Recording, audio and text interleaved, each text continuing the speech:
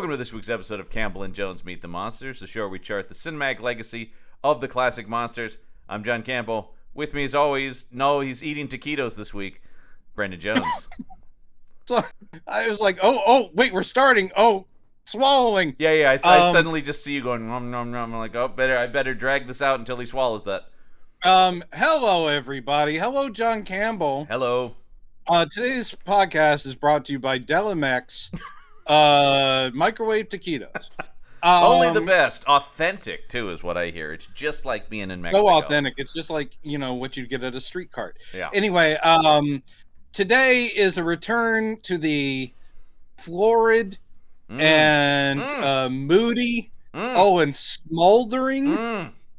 Oh, the smolder. Probably way too smoldering. Yeah. Because Anne Rice, in general, her aesthetic was always very, very romantic. And there's nothing less scary than people who are vampires that act like they're vampires, where literally every move is something predatory and there's no smiles and people just like looking at everybody like, ooh, I'm a crazy cat in the jungle. But anyway, so yeah, we're back to the world of Anne Rice. Weirdest Lestat line I always thought was when he goes, I'm a cat in the jungle. He literally says that. No, yeah. That was his catchphrase, and right? also a return to our friend Stuart Townsend. Jesus Christ. Wait, have we done Stuart Townsend? No, we've just bitched about him. That's it. That's what we've done our Night Stalker podcast. Yeah, we've just bagged on him about other stuff. I think this is the first time we've actually spoken of him. But here to join us for this episode, because this is, a hard shift from the last time she was on the show. Olivia Gray is with us. Hello, everybody. That's you know what? I'm trying to figure out how would we get that on a poster. Just the. Yeah, I'm not sure how you'd spell that, but it's a good pull quote. I almost said thank you for having me, but actually, you're welcome for me being. I was gonna thank you for doing this, because when I did message you about this, I'm going like, I wonder if she'll actually come on for this. I think we did briefly discuss, and it was when you were on for Interview with the Vampire, and it was like, yeah, you should probably come on for Queen of the Damned. Yeah, and that's what we're talking about. It's 2002, and it's Queen of the Damned. And boy, is it 2002. It couldn't be more 2002 in this movie. Oh. It's also not surprising. John, had you seen Queen of the Damned before? I had never seen this movie in its entirety before. I had only seen bits and pieces, because even in 2002, as a middle schooler who loved monster movies, I went, ooh, no. Oh, you guys are children. But I do. The reason I didn't go see it in the theaters, because I really did enjoy Interview with the Vampire. And me too. I love that. All three of us had it pretty good the last time we were together. Because we that all, movie. With nitpicks here and there, we were just like, this is really great. And solid. It still holds up. It's just a good piece of film. Yeah. That's just a good piece of filmmaking. That's the other thing here, too. I have no connection to I've never read any of the novels. But this is just a bad movie. I will say Michael Reimer, the director of this, found his slot and certainly has produced some very good television. Really, really good TV director, looking at his career going into stuff like Battlestar Galactica and Hannibal and Jessica Jones and all really good. This isn't good filmmaking, but it's good music. No, it's not even good music video. No, it's terrible because the music is terrible. What? The music's all by the Korn guy. Oh, God. Jonathan Davis of Korn. But I will say, okay. Listed here as a composer. I'm like, we're using that word very lightly. Just like you, John, I had not seen this before, because when it came out, I was not a middle schooler, but the word of mouth was instantly bad. Yeah. I was excited because, I never read those books, but I liked the other movie. I'll go see this. And then the reviews were so bad right off the bat. I was like, nope. So I had never seen this till last night. And let's just say right off the bat, even just looking at the advertising, and I think this is what I definitely got the feeling of before even the reviews, was you're like, man, Interview with the Vampire was a big prestige, big budget, big movie stars. Even just in the promotion for this, I remember not even realizing this was a sequel of sorts to that movie, because you're just going like, where's Tom Cruise? Where's anyone even close to the level of a Cruise or a Pitt or a Ben? I mean, that's the biggest thing that strikes me, is this cast is so the ninth choices, right? will say maybe Aaliyah, because she was certainly like blowing up at the time. Although she's neither here nor there, really, in my opinion of this movie. Olivia, I will defer to you in a second on your opinion on it. I will say that looks-wise, and the attempt at a buried French accent-wise, Stuart Townsend is doing attempt is being kind. Okay, yeah, but he's closer. Don't hit me in the face. Closer to the aesthetic, the feel of the character from the books than Tom Cruise was, though Tom Cruise gave a really good performance. That's the key difference there. That's the key difference. Stuart Townsend is TV movie good here. Yeah. Well, and that is like, that's almost the problem of it, is that he looks the part so well that it hurts that the movie. Yeah, and there doesn't really, it's almost like the director was like, you look like Lestat. Let's get you in. Fine. That's yeah. Like there's none of that charisma or performance of Tom Cruise. Yeah, no, absolutely. Big piece we talked about last. That's it exactly. Where Cruise was on paper, everyone like, ooh, no, and then it's just like, no, I'm gonna throw everything into the performance in becoming this character. This is the exact opposite, where you go, ooh, yes, he looks like it, but then the performance is just, and that's not all on him. The script is very bad. I will say Lestat, I can't follow Lestat as a character by any stretch in the writing. It's just there are steps. He has to lip sync the lead singer of Korn, which is, I'm good for Stuart Townsend. He ever worked again after some of these performance scenes, because I'm like, this is embarrassing stuff that will follow you forever through your career. Yeah, I do have that same shirt that he wears in the concert, where it's all just sort of tied together down the sides. Mesh. And the citizens of Portland banded together to get you to stop wearing it. For the love of God. But the thing with Cruise is there are layers to that performance where you go, yes, that's where I'm Mr. Nitpicky. Like, that guy doesn't look anything the way the character should look. That's not really true of Tom Cruise. He's just not exactly. But the thing is, there are layers into it where you go, that overcomes any of my nitpicks, because he is doing a real character. You see his charm, you see his struggle, you see his dark side, you see his cruelty. All those things are there. Here, Stuart Townsend gets scenes where one of those will be featured, but you're not going to see all of them.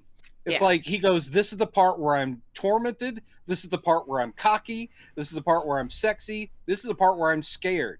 But you're not seeing them together as one character. You're like going, oh, you did a good job on your scared scene. Well, way to go. But the sexy wasn't there. You're being so much more generous to him than I am. I am, because I don't lay the faults. I don't lay the fault, but I still think he's very bad in it. Yeah. I do think that he was very good. I like Marguerite Moreau, and she's terrible in this. Yeah.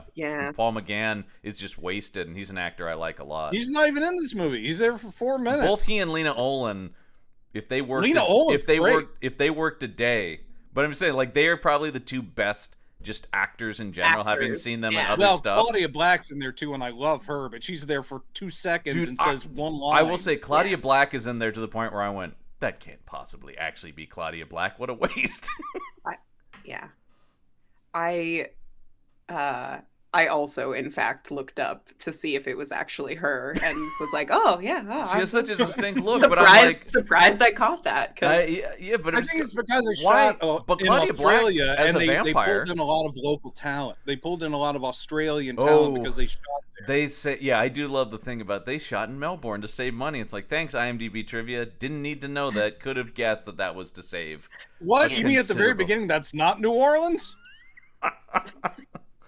It's also this movie does my favorite thing where we're shooting in a foreign country, but don't worry, we've got enough footage of LA that we can just insert here, and it helps if we put some kind of warping effect on it. We'll do a blue screen where 2 people are looking down at Sunset Boulevard. Oh, the blue screen! I retroactively apologize for our Mummy Returns episode where we bashed on the blue screen and that, which is not good. But this blue screen makes that look incredibly realistic. No, we're really up here. really looking down at the city. Well, I will say No, this is Griffith Observatory. $35 million budget. That is significantly less than the first movie. Well, there's a lot of things like behind the scenes stuff, and you read up on it. I'm sure, Olivia, you know all about how it was rushed, how because they had a ticking clock. They were going to lose the rights to the books, Yeah.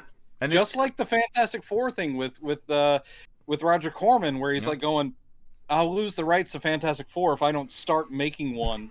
So I'll make one and then bury it. No one will ever see it. Yeah, see, the mistake Warner Brothers made is they actually released this, though. Yeah, they should have buried this deep underground.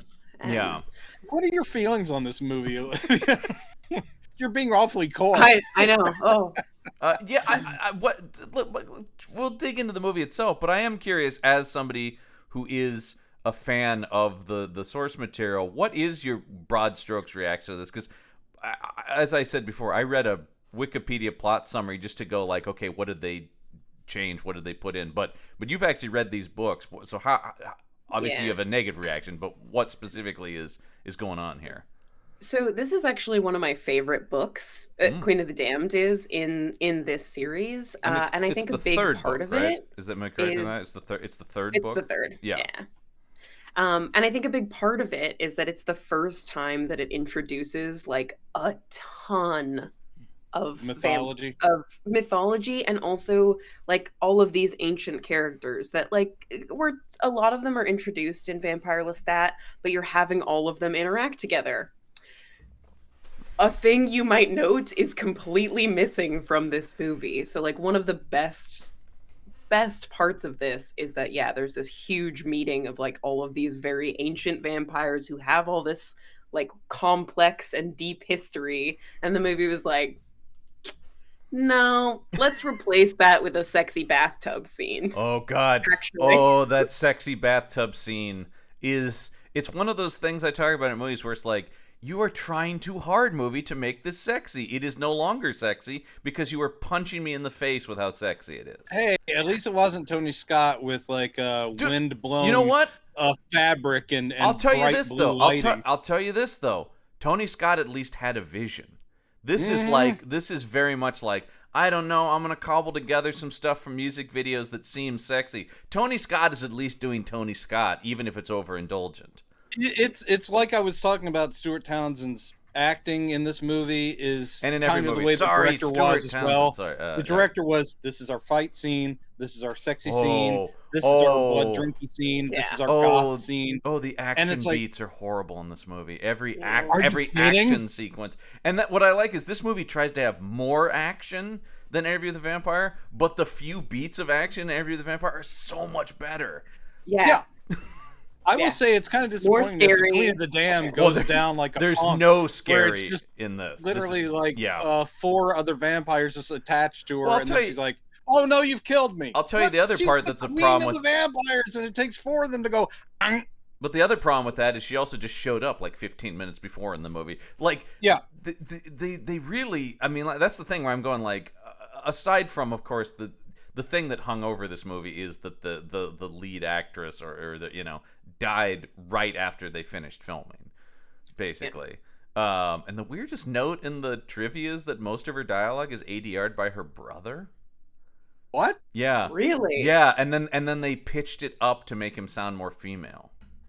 Oh, actually, you know what's so interesting about that? That was one of the things I was going to bring up. I totally understand because they have it kind of underlayered too, which I hated, which gives it the kind of like spooky effect. Yeah, and that's another really that's another one of those things where it feels like, oh, it's trying to be spooky, but then you're like, oh, they're also trying to hide it's a man's voice. That hurts the legacy of her performance here, because no one can judge her as an actor based on, she made a movie before this and she made this and I saw the movie before this and she was pretty good in Romeo Must Die, because of course I saw that one when I was in middle school because it was a Jet Li kung fu version of Romeo and Juliet.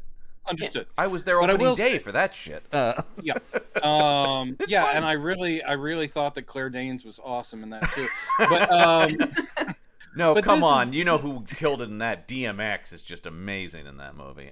Indeed.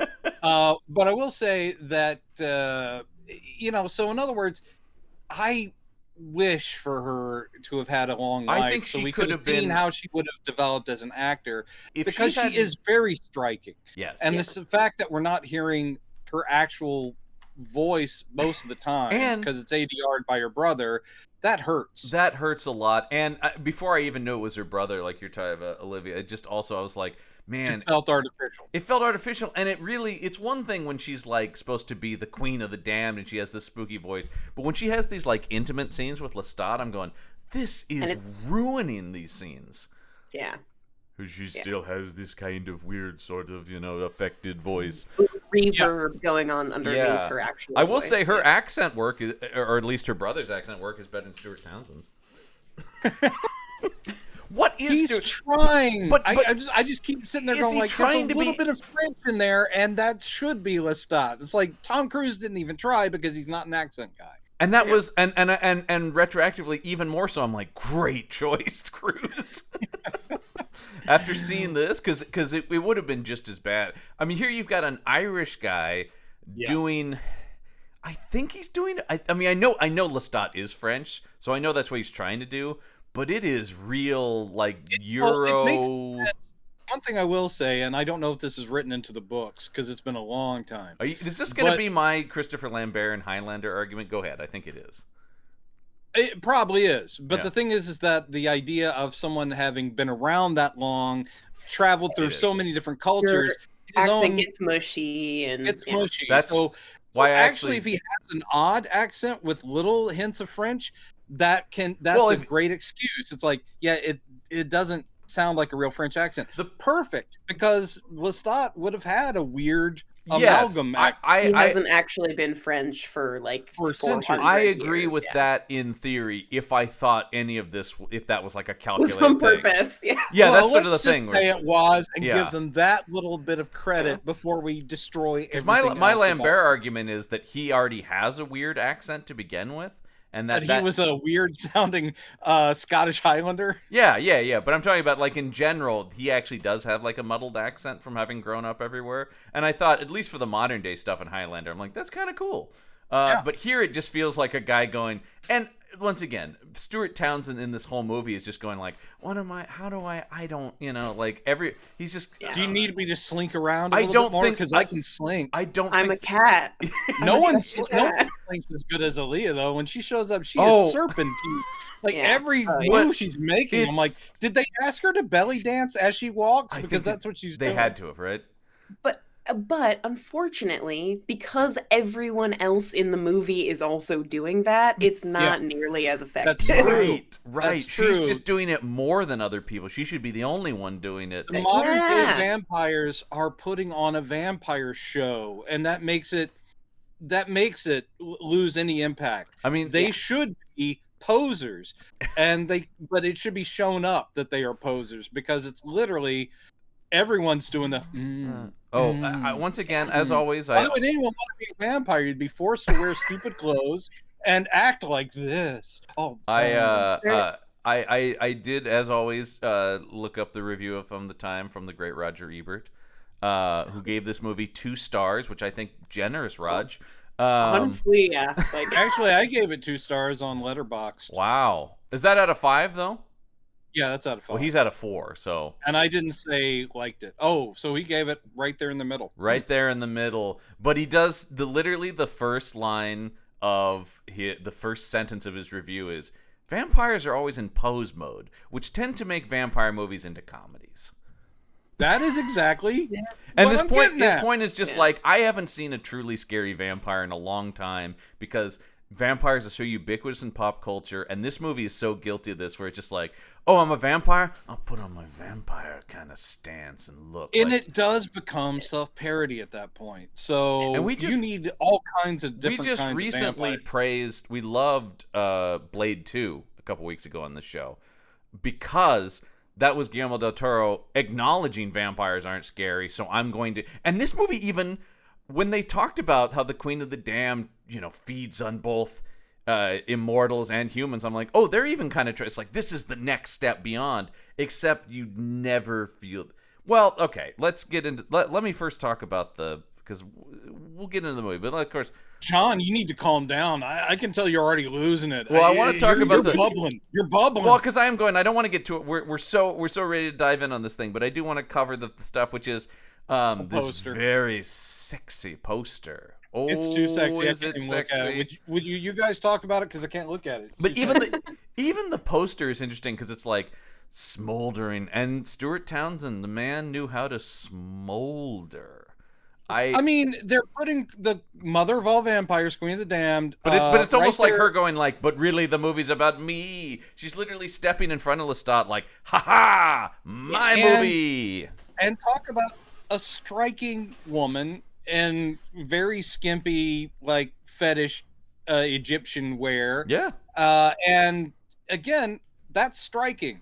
I do think him being photoshopped behind her really does. You could have done something else with Lestat. It could have been like a close-up of his face behind her or something like that. How about play into the music? Like he's like going, and me. How about play? Like, give me like the thing where guest star Lestat. Play into the rock star thing where it's like she's looking at a billboard of him or something like that. Yeah. That's a great one. That would have been good. Even having it done like a movie, or like a movie poster. Like a concert poster. Concert poster. Yeah. A concert poster, or like, because the shot of sunset, the reason they did that angle is you always got those billboards for the new album up there above Tower Records, which you do see which is gone now. Sorry. I will say that was the only feeling I had in this movie, was that shot of Tower Records and a little bit of nostalgia.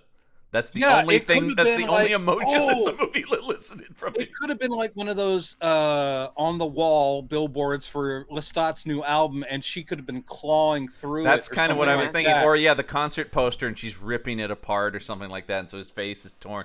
Anything, but John, you know what? However, that's not as sexy as this. Well, also this took them 4 seconds to make, because that shows you. Once again, this whole movie is just like, we just need to keep these fucking rights. We gotta get it. We gotta get it out. This is just to get the He's sex. shirtless. He's also the light source is different for both of them, so that's not good.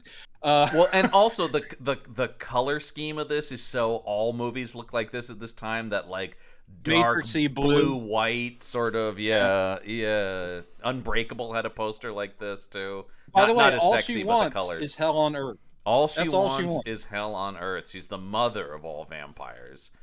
Yeah, it's a boring poster, but it's trying to be I have one alt tagline that is very stupid. Because the one here, they went with 2. I love the mother of all vampires. All she wants is hell on earth. I don't know what poster they use on, but I love this. This time, there are no interviews. Wow. No, I love that. That's so good. Wow. This time, nobody's sitting down. It's like a desperate, like, hey, you guys remember how much you loved Interview with a Vampire? Please come see this movie. That's kind of the crazy thing about the marketing. Or they could have said this time it's Lestat's turn, or something like that. It's like, why? Well, that would have been a good choice, Brandon, if they had adapted the vampire Lestat like Anne Rice wanted them to. And she in the each trivia, one of the books probably should have gotten its own movie. In the trivia, because there's a lot of stuff in those books. You try to smash 2 together, and you get this where you're like, what? In the trivia, they talk about she wrote the Interview with the Vampire movie. She wrote a script for Vampire and Lestat. They didn't want it. And Warner Brothers went, nah. Which is so weird, because the first movie was so well received, so financially successful. Probably they would have had a shot at getting Cruise back if they had done it like in quick succession. Because at this point, he couldn't have said no faster than this movie. Now, one of the things you're gonna have to help me out here, Olivia. At the very beginning of this movie, by the way, so much of this movie keeps POV hopping with a lot of voiceover to gaps. And I'll tell you a sign of a movie that's doing real well script wise: tons of voiceover. Mm-hmm. But this starts out as Lestat's POV, and he says, but even after a century of rest. And I'm like, what? Oh yeah. An Interview with the Vampire, which if it was happening when the book was written, we're talking 1970s. Now of course the movie bumped it up because it was supposed to be modern. Yeah. But that's not a century. he didn't post the events of Interview with the Vampire rest for a century, because this is now 2002. Well, especially if we're to think this is a sequel to that movie, which literally right, saw because that at the end of it, Lestat shows up and go for it, Olivia. So so that's book accurate. That's where we diverge. Okay. So like there is a, you know, at the end of Interview with the Vampire, and I feel like they kind of move quickly past that. It is implied, right, that Lestat has like gone to rest, because at the very end of that movie is when he like jumps out, right, attacks the interviewer, and is like, this is, you know, my first kill since waking up. Right. And the implication is that yes, a century has happened between when like 1876 or okay, all right, sorry, I keep bringing up 76 because it's like the book, but it's implied that at some point that whole thing where he's just sitting there, you know, eating rats barely to survive, and he's hiding out in the crypt, that's been going on for a century, and then he's like, you know what, time to get back into the world. Yeah. And so what's going to bring me back? If this had directly rock music, rock and roll. If this was the sequel, and I mean, and not only classic rock and roll, like new metal. He hears Korn and goes, it's time to come back. I gotta come back. I gotta get on that. That is like a good point, is that the Vampire Lestat, like the modern parts, I do believe are like right in the middle of the 80s. Okay. So like that seemed to be what I got from the kind of understandable, of like, there's some good music going on right now. He's kind of into like the metal of that early heavy metal or new wave kind of something. Does Anne Rice describe the kind of music that Lestat makes in the book? It's like, rock, does she explain that it's just music, rock? But yeah. So it could be anything from, literally, if it was New Orleans, it could be Southern rock, it could be full-on Allman Brothers Band, or it could be whatever 80s metal, like Rat or something like that, or hair metal. She does have some like some lyrics of the songs like written throughout, which, oh boy, and cheesy, darling, yeah. Oh, well, these are cheesy that we get in the movie too. Yeah. I am forsaken because I'm a dude. Yeah, because they all sound like Korn songs. I mean, it's once again, okay, but I did have to look up what exactly his voiceover here is, and he talks about. So I went to sleep hoping that the sounds of the passing eras would fade out and a sort of death might happen. But as I lay there, the world didn't sound like the place I had left, but something different, better. And you're hearing this new metal music, and immediately I'm already laughing at this stupid movie. Look, Tool would wake anyone from the dead. Korn would wake somebody up like, oh, what is that now? It became worthwhile to rise again as new gods were born and worship. Night and day they were never alone. I would become one of them. And also, once again, so much. This is in the first 30 seconds of the movie, and it's just like, here is my character motivation for the film, you guys. That is what cracks me up, is because everything is so shorthand that they're expecting us to not laugh that a vampire that's been asleep for a century wakes up and immediately decides to join a band that happens to be 20 feet away from his crypt. Oh, that and he's like, also... I'm your new lead singer because I just showed up and I'm singing with you. Once again. And then he goes, they were going to be my children. They were going to be my band. And I'm like, fuck off. We're totally going to be besties. I'm sorry, Lestat. I don't buy it. I don't buy this. And not only that, they're going to be my children. They're going to be my band. We don't ever learn their names. Nope, and they're, in fact, never really seen again except in the background. It does not matter. And it's also just hilarious, like... Their tour manager gets more screen time. Their tour manager who brings them, like, virgins to... or brings him girls to feed on. And you're like, oh, dude. I also love... They are non-characters. Once again, Stuart Townsend, man, it's amazing this footage. I guess just because this movie made no impact. But it's amazing this footage doesn't come back on him all the time. But when he talks about, I'm going to be your singer, and then he lets out this like, yeah, and they're all like Oh my Holy god! shit. We gotta get this guy in our band. And then they go, "Who are you?" He goes, "I'm the vampire Lestat." And I'm that's what I call myself. And they're like, by the yeah, way, right. And then he does the fast thing. And they're like, oh, holy shit. I want to get to the fast thing, but the other thing I love about this. We should definitely make music with him. Yeah, well, and let's talk about the fast thing in this movie. Because one of the things we talk so much about loving in the Neil Jordan Interview with the Vampire movie is how subtle he made all the stuff, right? The way that people just appear. It is like looking at it from a person's perspective of they're moving so fast that it's almost like they're teleporting. Here they're like, we got CGI, baby. This is 2002. We're going to start doing these like energy trails behind them as they go across the room. Oh, it's so dumb, and it's so much worse. John, that's an upgrade. No, it looks so bad. It's a classic example of like, no, actually the cheaper, older way was better. Like, because it was really effective. It's really scary when Louis does that first like run across the room to the light switch in the first movie, and you're like, oh shit, this thing is a supernatural creature. Here I'm like, oh, this is a bad superhero movie now. Yep. Yeah. I mean, these are actually very similar to the effects they use for Daredevil's radar sounds in the first Daredevil movie. That's horrible. It's that same. Again, I don't know what you're talking about. That is a classic. Oh, and talk about a movie just jam packed with nu metal is that Daredevil movie. Oh yeah, that's right. Yeah. That I think Daredevil would not enjoy nu metal. It's fucking with my hearing, my super hearing. Yeah, but Elektra loves it, man. My girl loves it though. This movie again just jumps us through a lot of the plot of that first book. I mean, the second book, Vampire Lestat, because literally, they're going to be my band. Oh, next thing is they're the biggest thing in the world. Well, we just immediately they're the biggest thing in the world. The music video credits, the music video where they're imitating like a Cabinet of Dr. Caligari. It's all like German expressionistic, and they're doing the herky jerky, old timey silent movie footage. And you're really going, oh god! I mean, it's very. Townsend, I hope, laughed his ass off during the filming of these things. He bet. I mean, Stuart Townsend, though. Keep in mind where Stuart Townsend is.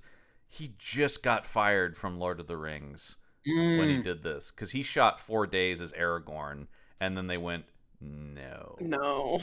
So he is. You're more of a vampire Lestat. Well, I think he is Queen of the Damned. He is vibe. Yeah. Well, he is a perfect example of one of these guys. Probably thought he's like going, well, out of one franchise into another. But I do have to imagine to this day he probably is still going, God damn it, about the Lord of the Ring.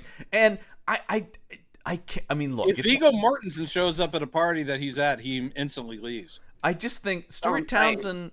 Like, there's so many guys over the years who have been like Stuart Townsend, where Hollywood goes like, this guy, this is the guy, and audiences just kind of go to make him happen, and audiences are just like, no, he's very good looking. I like him. I just don't think he was going to ever I don't be. like or dislike. I've never seen anything that really like has shown me what his thing is. He's very good looking. He's not a bad actor, but he never had that thing that we're talking about when you have your cast of the first movie with your Cruise, your Pitt, your Banderas, even Slater. These are guys who had unbelievable bone structure and big eyes. But he never had porcelain skin. The guy is very pretty. But that's a kind of a problem in some ways. He's like too pretty. I got no problem with that. But I'm saying too pretty to be interesting. Like, you know what I mean? Yeah, he'll never really be a character actor because he has, a certain type of leading man face, and he doesn't have the charisma, the staying power to that's be that's the thing about the Lestat performance. There's right? An external to him, but not much of an. You kind of need somebody who is a very pretty character actor to be Lestat. And actually, it's come out since we've talked about it. Olivia, have you watched the show, The Interview with the Vampire? I haven't. It's so. I know. Good. I really want to watch it. It's really good. Elliot, oftentimes guest of this show. Like when they started watching it, would text me every episode and be like, "Olivia, you have to watch this." It's fantastic. I really want to. And the guy on there is excellent. The guy who plays Lestat on there is exactly what I'm talking about. He is, very pretty. I don't know if he actually is French. If he's not, he's doing an exceptionally accurate French accent. So, but anyway, that guy is what I'm talking about. Where it's just like, once again, it's like they saw. It's the same thing with George when they cast George Lazenby as James Bond, right? They go like, they saw a picture and went, that guy looks like James Bond. Get him. And you're like, can he act? Does he have any charisma to him? It's just like, it doesn't matter. That guy looks like James Bond. Yeah. And that's how I feel about this. And he could have been a really good one if he'd stuck around. I agree. He could have gotten better. I have always said, like, there is a kernel of something in there. But I also understand why audiences went, I don't like this guy. Yeah. So that's sort of the thing we're talking about, like, and that's kind of always was his thing. And looking at his career, he gets now, to be fair, the three big shots he gets at stardom were all terrible choices, because he gets this, then it's League of Extraordinary Gentlemen, and then it's Ion Flux. Oh gosh. Oh. Hey, boy, oh boy, oh boy. And then, yes, the Night Stalker, Brendan. Lest we bring up that he did play Carl Kolchak, the Night Stalker. The famously beautiful. Yeah, Carl once Kolchak. Again, super bizarre choice. So, he just kind of, he just never had, like, maybe he could have had a thing. He still works, but he does a lot of TV guest appearances. What's this? Oh, he seems to have...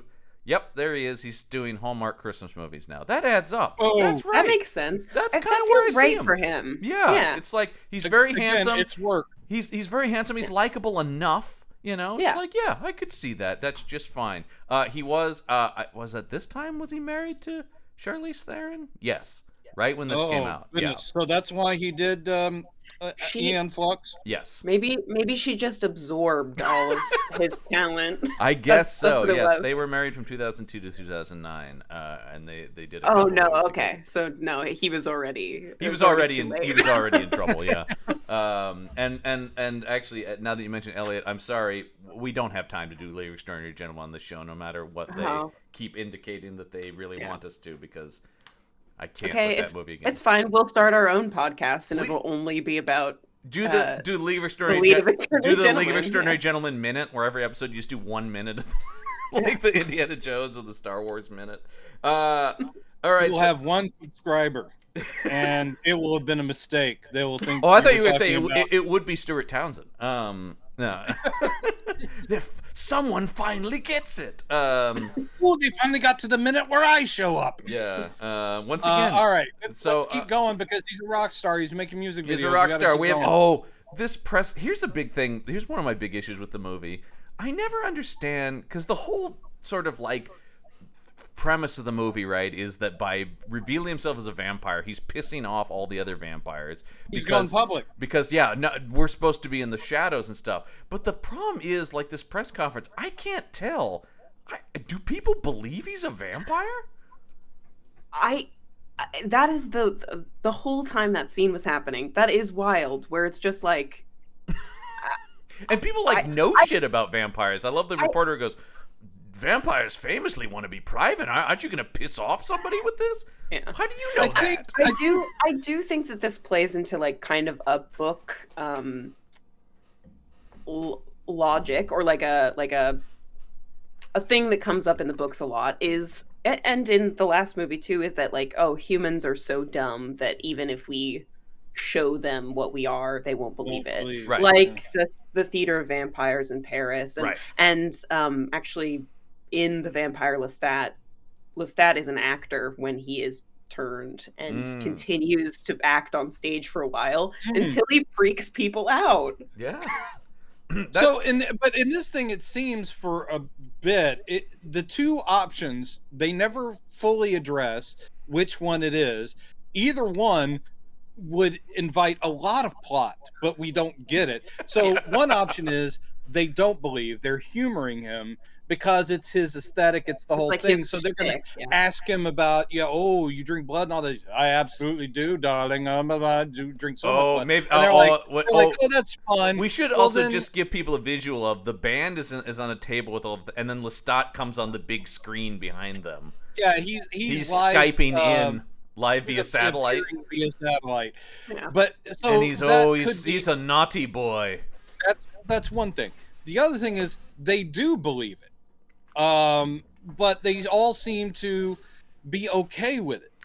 If he's really gone public and vampires exist, I'm one of them, wouldn't someone say, we have to destroy you because you kill people. You're a killer. Doesn't matter how sexy you are or how good your album was. But that's why I kind of believe that they don't believe it. That's why I kind of think they think it's a gimmick. You got the groupies like, oh, I want to be with him, and like, wait, does that mean you want to die because he will drain you? They weren't expecting that when it happens. Yeah, it seems like the movie is saying like, oh, this is just his aesthetic, but I think. Like, it makes a little kind of sly, casual allusion to a real world scenario with the manager like bringing these groupies to him. But like, people would notice that girls were going missing. Yeah. I know rock stars get going to that Lestat concert. I know rock stars get away with a lot, but like disappearing 2 girls a night, that's a lot. Frequent disappearances. There would eventually be like the FBI would eventually be looking into him as a serial killer. It wouldn't matter if he was supernatural or a serial killer who was a rock star. There would still be official interest in where are these women going and why are they ending up dead. It did bring up for like the press, I think, you know, they're just indulging him, they're just humoring him. The question that I had was, does his manager know? His manager is always kind of worried, but doesn't ever like actually give an indication. He had the one line when he sends the one home because Marguerite Moreau is all he wants. Yeah. But he has the line go, "Trust me, honey, this is much better for you." Yeah, it's like you got off easy. So he seemed the manager. He must be the guy dumping the bodies at the end. Well, the manager at least seems to know he's a murderer and is okay with that. That's my question: is does he just think, "Wow, this guy likes to kill a lot"? Yeah. And it's just like, and you know what? The money's so good, I'm just gonna help him out. I think this is.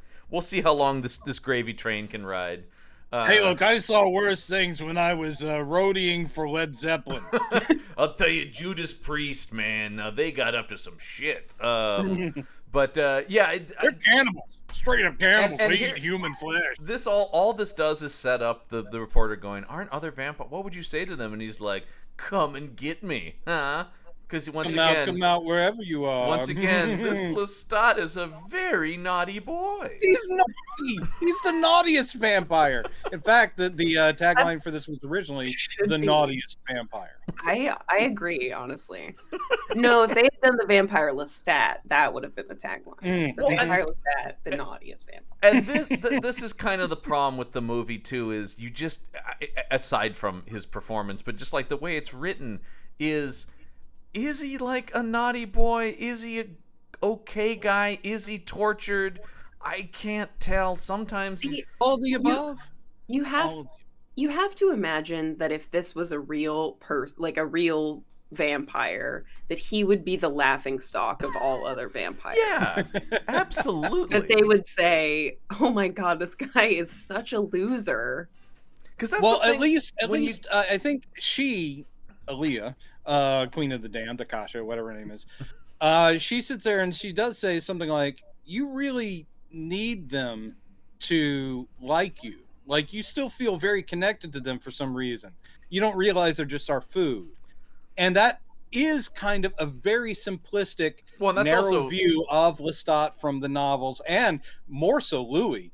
But I was gonna say, there were times in this movie when I thought he seems more like Louis than he seems like Lestat. Oh, yeah. Once again, only coming to it through the movie and now the show of Interview with the Vampire. Well, and if we're you know, we keep comparing it to the original or to the Interview with the Vampire movie. We need to stop.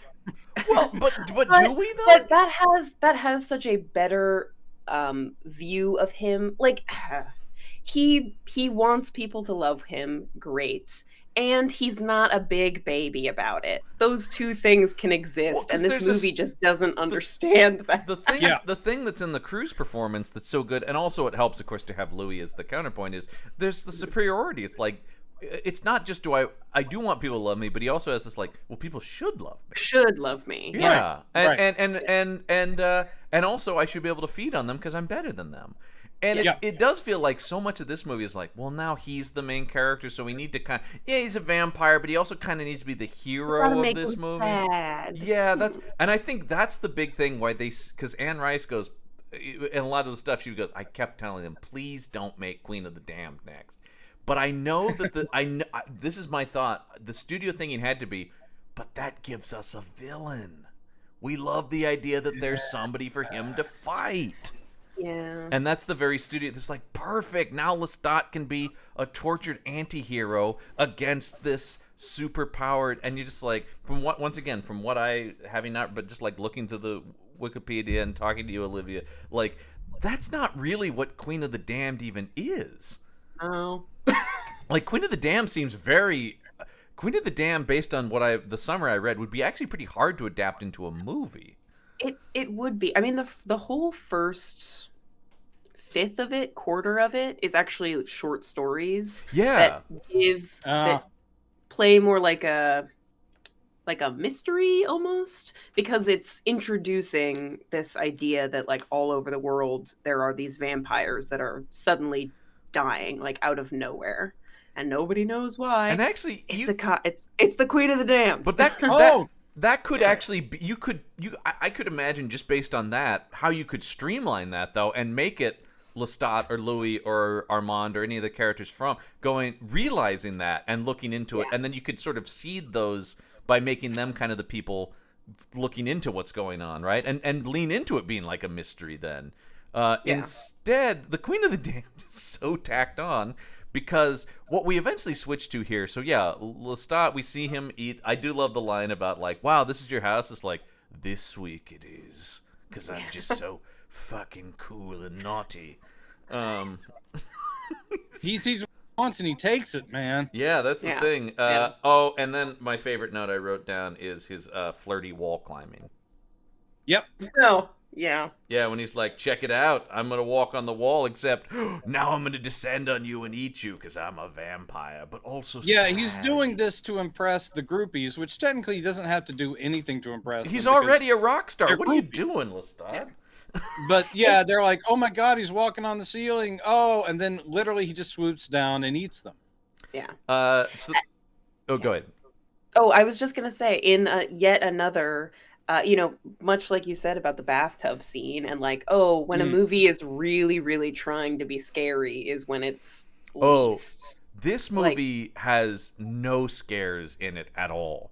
Like the first movie, there is unsettling shit. If it's not straight up like, I'm scared, it's more like, oh god, they lean into the thing I like about, at least once again, I always have state the adaptations I've seen of Anne Rice, and something I think the AMC show does a really good job of is, they're smoldering and sexy, but they're still fucking monsters. Like, and they'll really dig into that. I thought Neil Jordan did a good job with that, where it's like, they seem so romantic and stuff like that, but then you're like, oh no, they're eating people. There's nothing like the scene. I love the closest the scene in the first one where Lestat basically kills that whole family, and he's dancing, he's like making turning them into puppets and stuff, and it's horrifying. Yeah. This has a sad scene of newly turned Lestat communing with these musicians on a beach. Oh my god! Talk about playing "The Devil Went Down to Georgia." When he starts doing the rock fiddle, that made me laugh. And his eyes are glowing. And he's like, his eyes glow, and they're like, demon, and they run from him. And then it's what's his name? Marius. Who is, and he's like, horrible. Dude, that guy I thought was bad and actively bad. I thought he was in this movie. Well, again, look what he was given. But, I mean, once again, I don't know what material. But now you gotta kill him. And he's like, no, I thought she was wonderful, and they're forced to kill them. And then he looks like, I have killed a mortal who had a good soul. The guy who plays Marius in this too. Also, just like everything in this, and this is not the last we'll see of him because he's another. But I'm saying that because of that, he is a guy who is in like the straight-to-video Crow sequels. Nice. He played the Crow after Brandon Lee. Right, Vincent Perez, right? That's the thing, though, is like this whole cast and the people making it. These are all the TV people. These writers who wrote this movie, most of their credits are TV credits, like TV movies. This director is primarily a TV director, and now that means something different because so many people go back and forth now. But in 2002, that was really you're hiring the B team. This is Warner Brothers. They need to work fast and cheap, right? fast and cheap, and it makes no sense if you had something so prestigious and unexpectedly huge as the interview movie. Why would you cheap out on the sequel? Well, it just makes no sense. I don't know why they did. I mean, I have no idea. Anne Rice didn't discuss. Oh, I think she did briefly. I did see a thing about why they didn't use her vampire Lestat script, and Warner Brothers deemed it too episodic. They said it's not enough of a movie. But then I also thought the Interview with the Vampire movie is kind of episodic. It's pretty episodic. Yeah, you're and just that was moving huge. through sequences in this vampire's life. I don't see a scenario that wouldn't have been huge as well, especially if you got Cruise back coming off of, and if you could convince Neil Jordan and some of that team to really make the sequel to that movie. Why wouldn't that have also have been a huge hit? It's one of those, I don't understand that decision. It's like that movie was an across the board success. John, we can't explain it. Well, I to this day am still trying to explain Warner Brothers' decision. So tell us, oh Jesus, tell us what happens next. Well, what happens next is we jump to who is maybe actually the main character of the movie, Jesse. Kind of, or at least is supposed to be like our audience surrogate character, right? And boy, is she well defined, man. And this is the first person where I'll go like, I actually like Marguerite Moreau. I do too. But she's terrible in this. Well, yeah, because I mean, there's nothing. She's given nothing. And this is a character from the book, correct? Yes, and she is, in fact, she is a point of view character in the book, and like a much bigger part. Is the backstory pretty much the same, that she is a mortal descendant of one of the elder vampire ladies? Yes, and she also has psychic powers in the book, which she does in this one scene. Comes up once, never comes up again. Because when they cut from Lestat with those two women to suddenly she can hear his voice like across the world, I was like, what now? And then, until you said it just now, I forgot that actually happened in this movie, because their mental connection or whatever never comes up again. Okay. Not even when they're together and interacting does it come up. No. Yeah.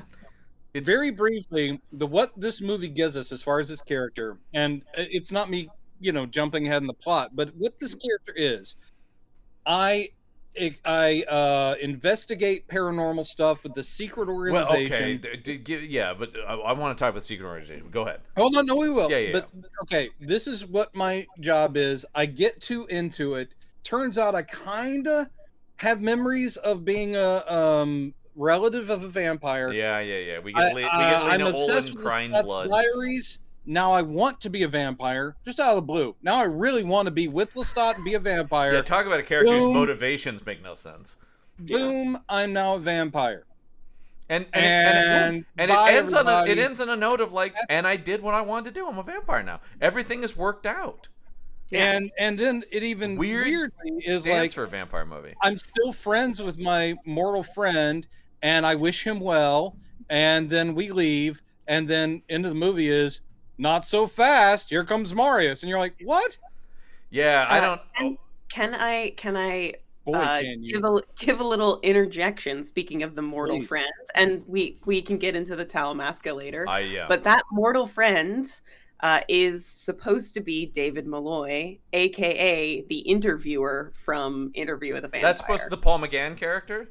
Yep. That makes all the sense. In fact, I had to remind myself that why that's don't not they him. say it? What prevented this movie from making that connection? What prevented that? That would have made once again. I don't think Christian Slater would have done it. Would have been something that the secret organization would have gone, we need to bring him in as one of us because he knows stuff. And that could have been explained in a line of dialogue. Didn't have to be a long, lingering voiceover either. The way they talk about him in this movie, they really talk this guy up. Yeah. And Paul McGann has 3 minutes of screen time. It's a huge part bummer. Of that is that they sort of switch the character of Jesse and David's internal motivations around. It always makes me laugh that Jesse is the one who's like, yeah, take me, I want to be a vampire, because that's David in the book. Right. He's the one who's like, please make me a vampire. Doesn't he eventually in one of the later books actually become a vampire? Armand, in fact, eventually makes him a vampire. Well, and we saw that from Slater's character. When Slater's playing him, that was the whole thing. Because Louis' whole point is like, you don't want to be this. And he follows Louis around for a long time and then is like, well, fuck you. I'm going to go. And actually, that's something it's something I really, really like in the, not to keep talking about the Amazon show, but the thing that the Amazon show does is it says that he interviewed Louis in the 70s, and it's now modern day, and much older David Malloy is coming to him suffering from Parkinson's, now going, well, look, now I'm really like facing death, so you're still telling me that this is better? I thought that's a really interesting take on that. But okay, I want to talk about the secret organization because I want to know what they're like in the books, because they are so fucking boring in this movie. Their whole the whole thing in the movie that got me is like, we are a secret organization that just kind of catalogs vampires. Is that what they're like in the book? Yeah, they just seem to be studying. They're just. Like, we don't actually take any action. We just study them. So I will caveat that I haven't read it in a long time. That's okay. They are more magic affiliated. Oh, okay. Already infinitely more interesting. Yeah. Did they cross over into the Mayfair Witches books? Yes, and like Jessie does too, I believe, because she is also part of like a witch, like Maharet, her aunt, has a twin sister, and the two of them are witches before they are turned into vampires back in ancient Egypt. So like, right, that's kind of where her powers are from, and she isn't a witch but has like some magic in her blood. And yeah, I think that they're not like a vampire hunting organization by any means. They are definitely more like documentarians, but they're more entwined in this like great family kind of that makes them about at the very end of the movie. That makes them yeah, because here I'm just going like, what are you people doing? Like they just don't, because it gives them no bearing on the plot. Like when Paul McGann shows up later in the movie and he's at the concert, I'm like, what is he gonna do? He's not doing anything. He has no. I don't understand. They go like, we just talk about this. But yes, if they had an actual connection to, well, that's kind of the whole movie, I guess, right? It's like if anything connected to anything, it would be nice, yeah. And that's sort of thing where I get what Anne Rice was talking about, where it's like, don't make this. You have no context for anything that's going on in this movie.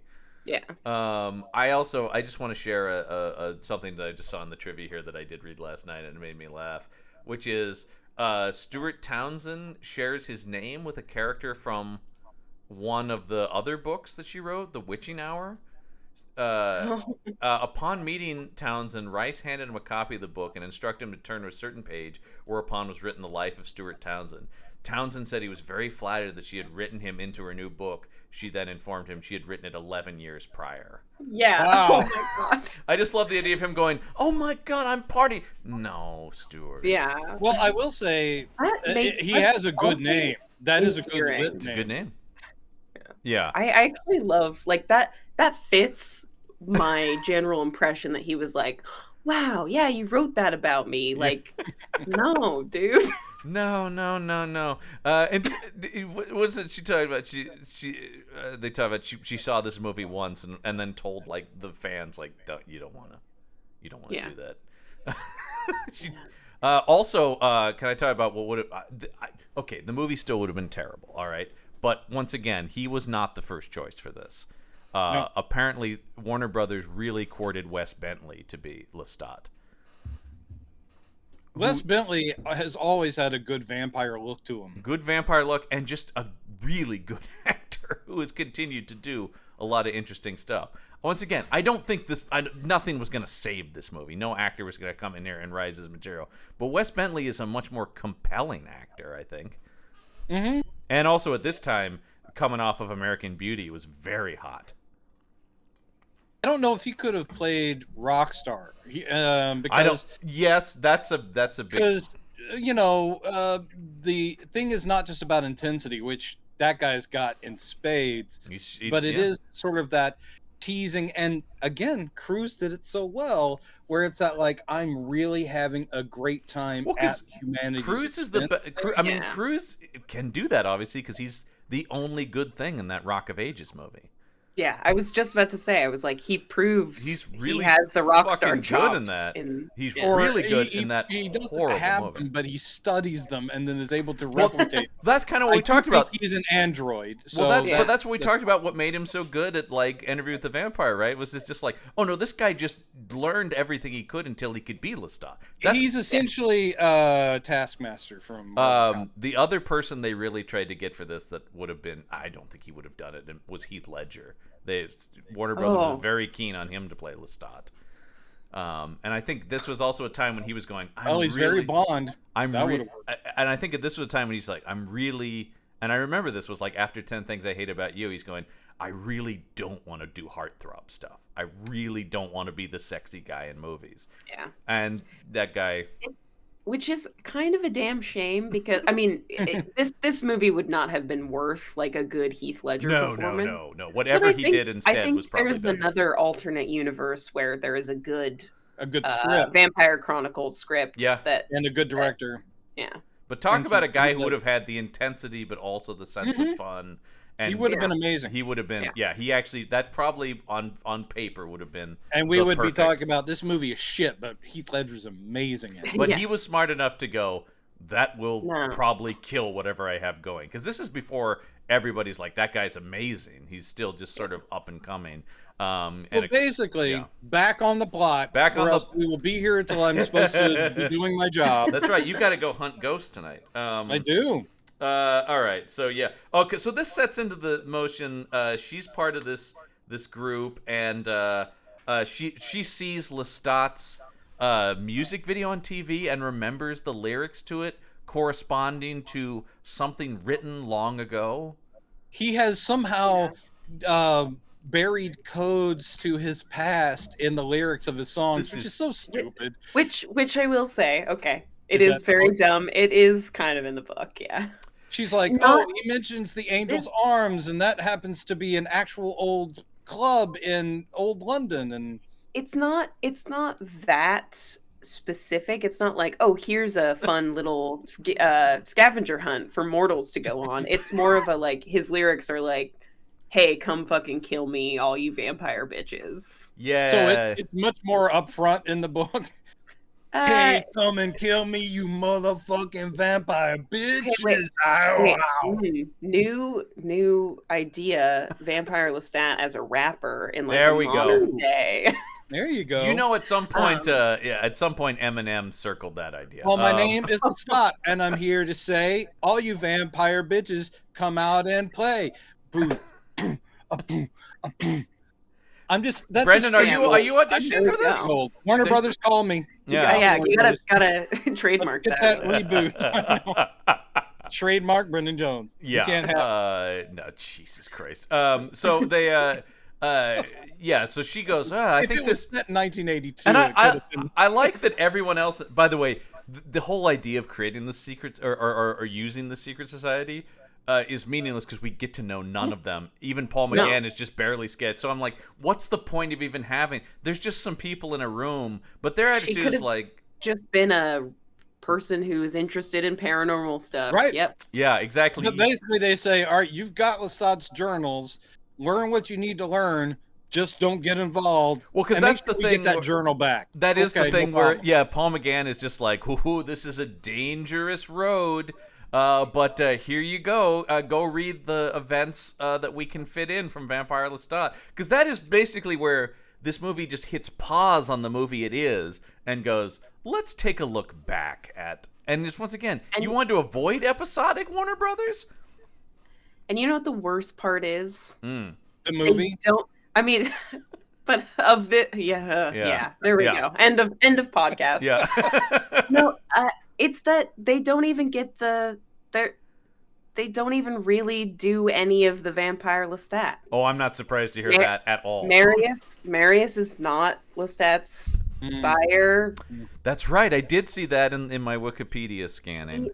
He also doesn't. The thing that I had forgotten about from my last rewatch was that the implication of this movie is that he bites Akasha immediately, and so is this like super special vampire for 400 years, which means like he never mentioned it in Interview with the Vampire. Well, it is. He never said, no. Oh, hey, also Louis, I'm the god of vampires. Just so you know.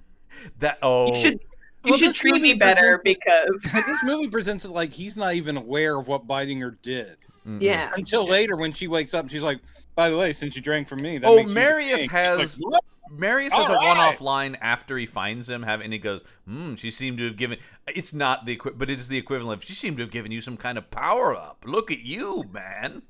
It's like, well, if you get in a bathtub with Aaliyah, this is what happens. I'll tell you, man, this is nuts.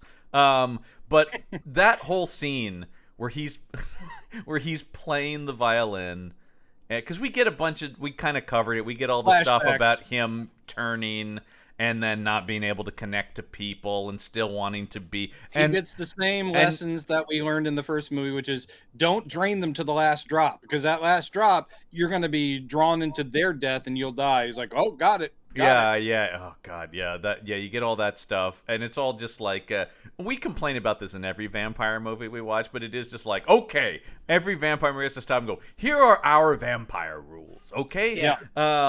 And of course, then you get him going, I don't understand. If we're so cool, shouldn't we let people know about us? And Mary's like, no way, man. We get all that in the dark.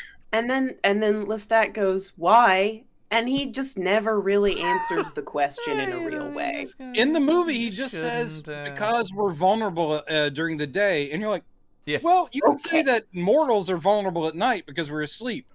So I'm sorry, what's the fucking point? Yeah, just be out and about. Hey, we're vampires.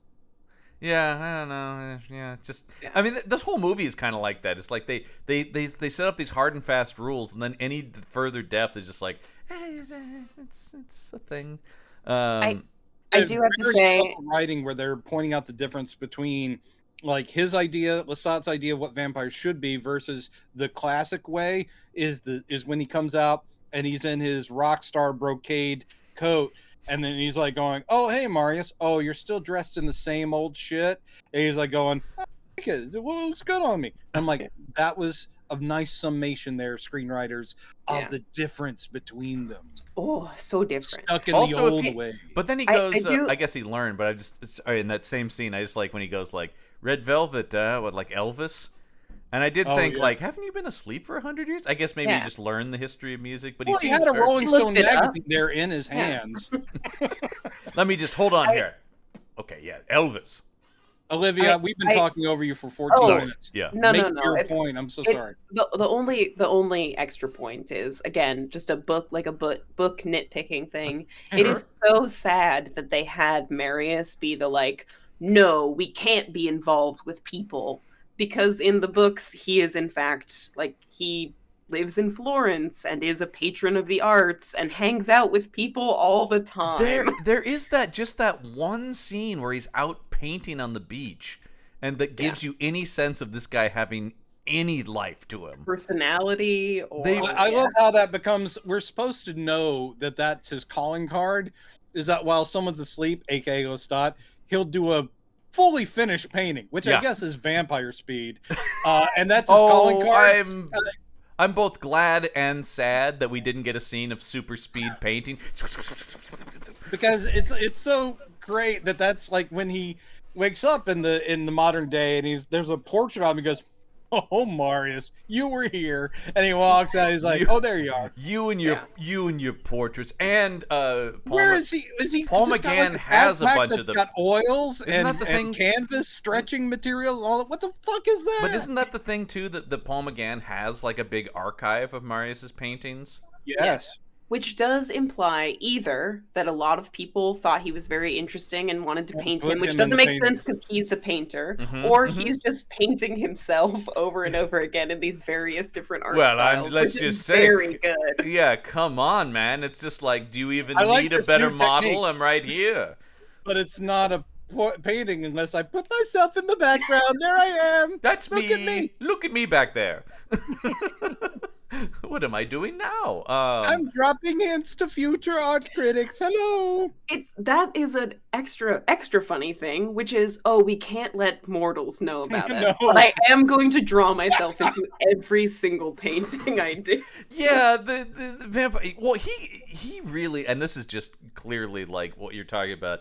Is clearly the screenwriter's just going, we'll just condense all other vampires into Marius, right? Like, isn't that kind of what it is? It's just like, the vampire that turned Lestat, the opinions of this, he'll speak for vampires. He just becomes he just all things, so he's not a character. He's the other viewpoint. He's right. the other viewpoint. So he just has to have the... Because Akasha, who is the Queen of the Damned, who is the titular character, she is really not in a lot of this movie. She has been in a statue state for centuries. Yeah. And Lestat apparently turned her on enough, even as a statue, that she offers her wrist and he drinks from her. That's just how fucking hot this guy is. Then she just wakes up later because Lestat is rocking the world, and then she's like, you know what? I want to talk about a silly last scene. 30 minutes of the movie. I'm glad you brought that up because that was where I was trying to get to with this silly scene where he's practicing his violin and then, I've dropped my bow.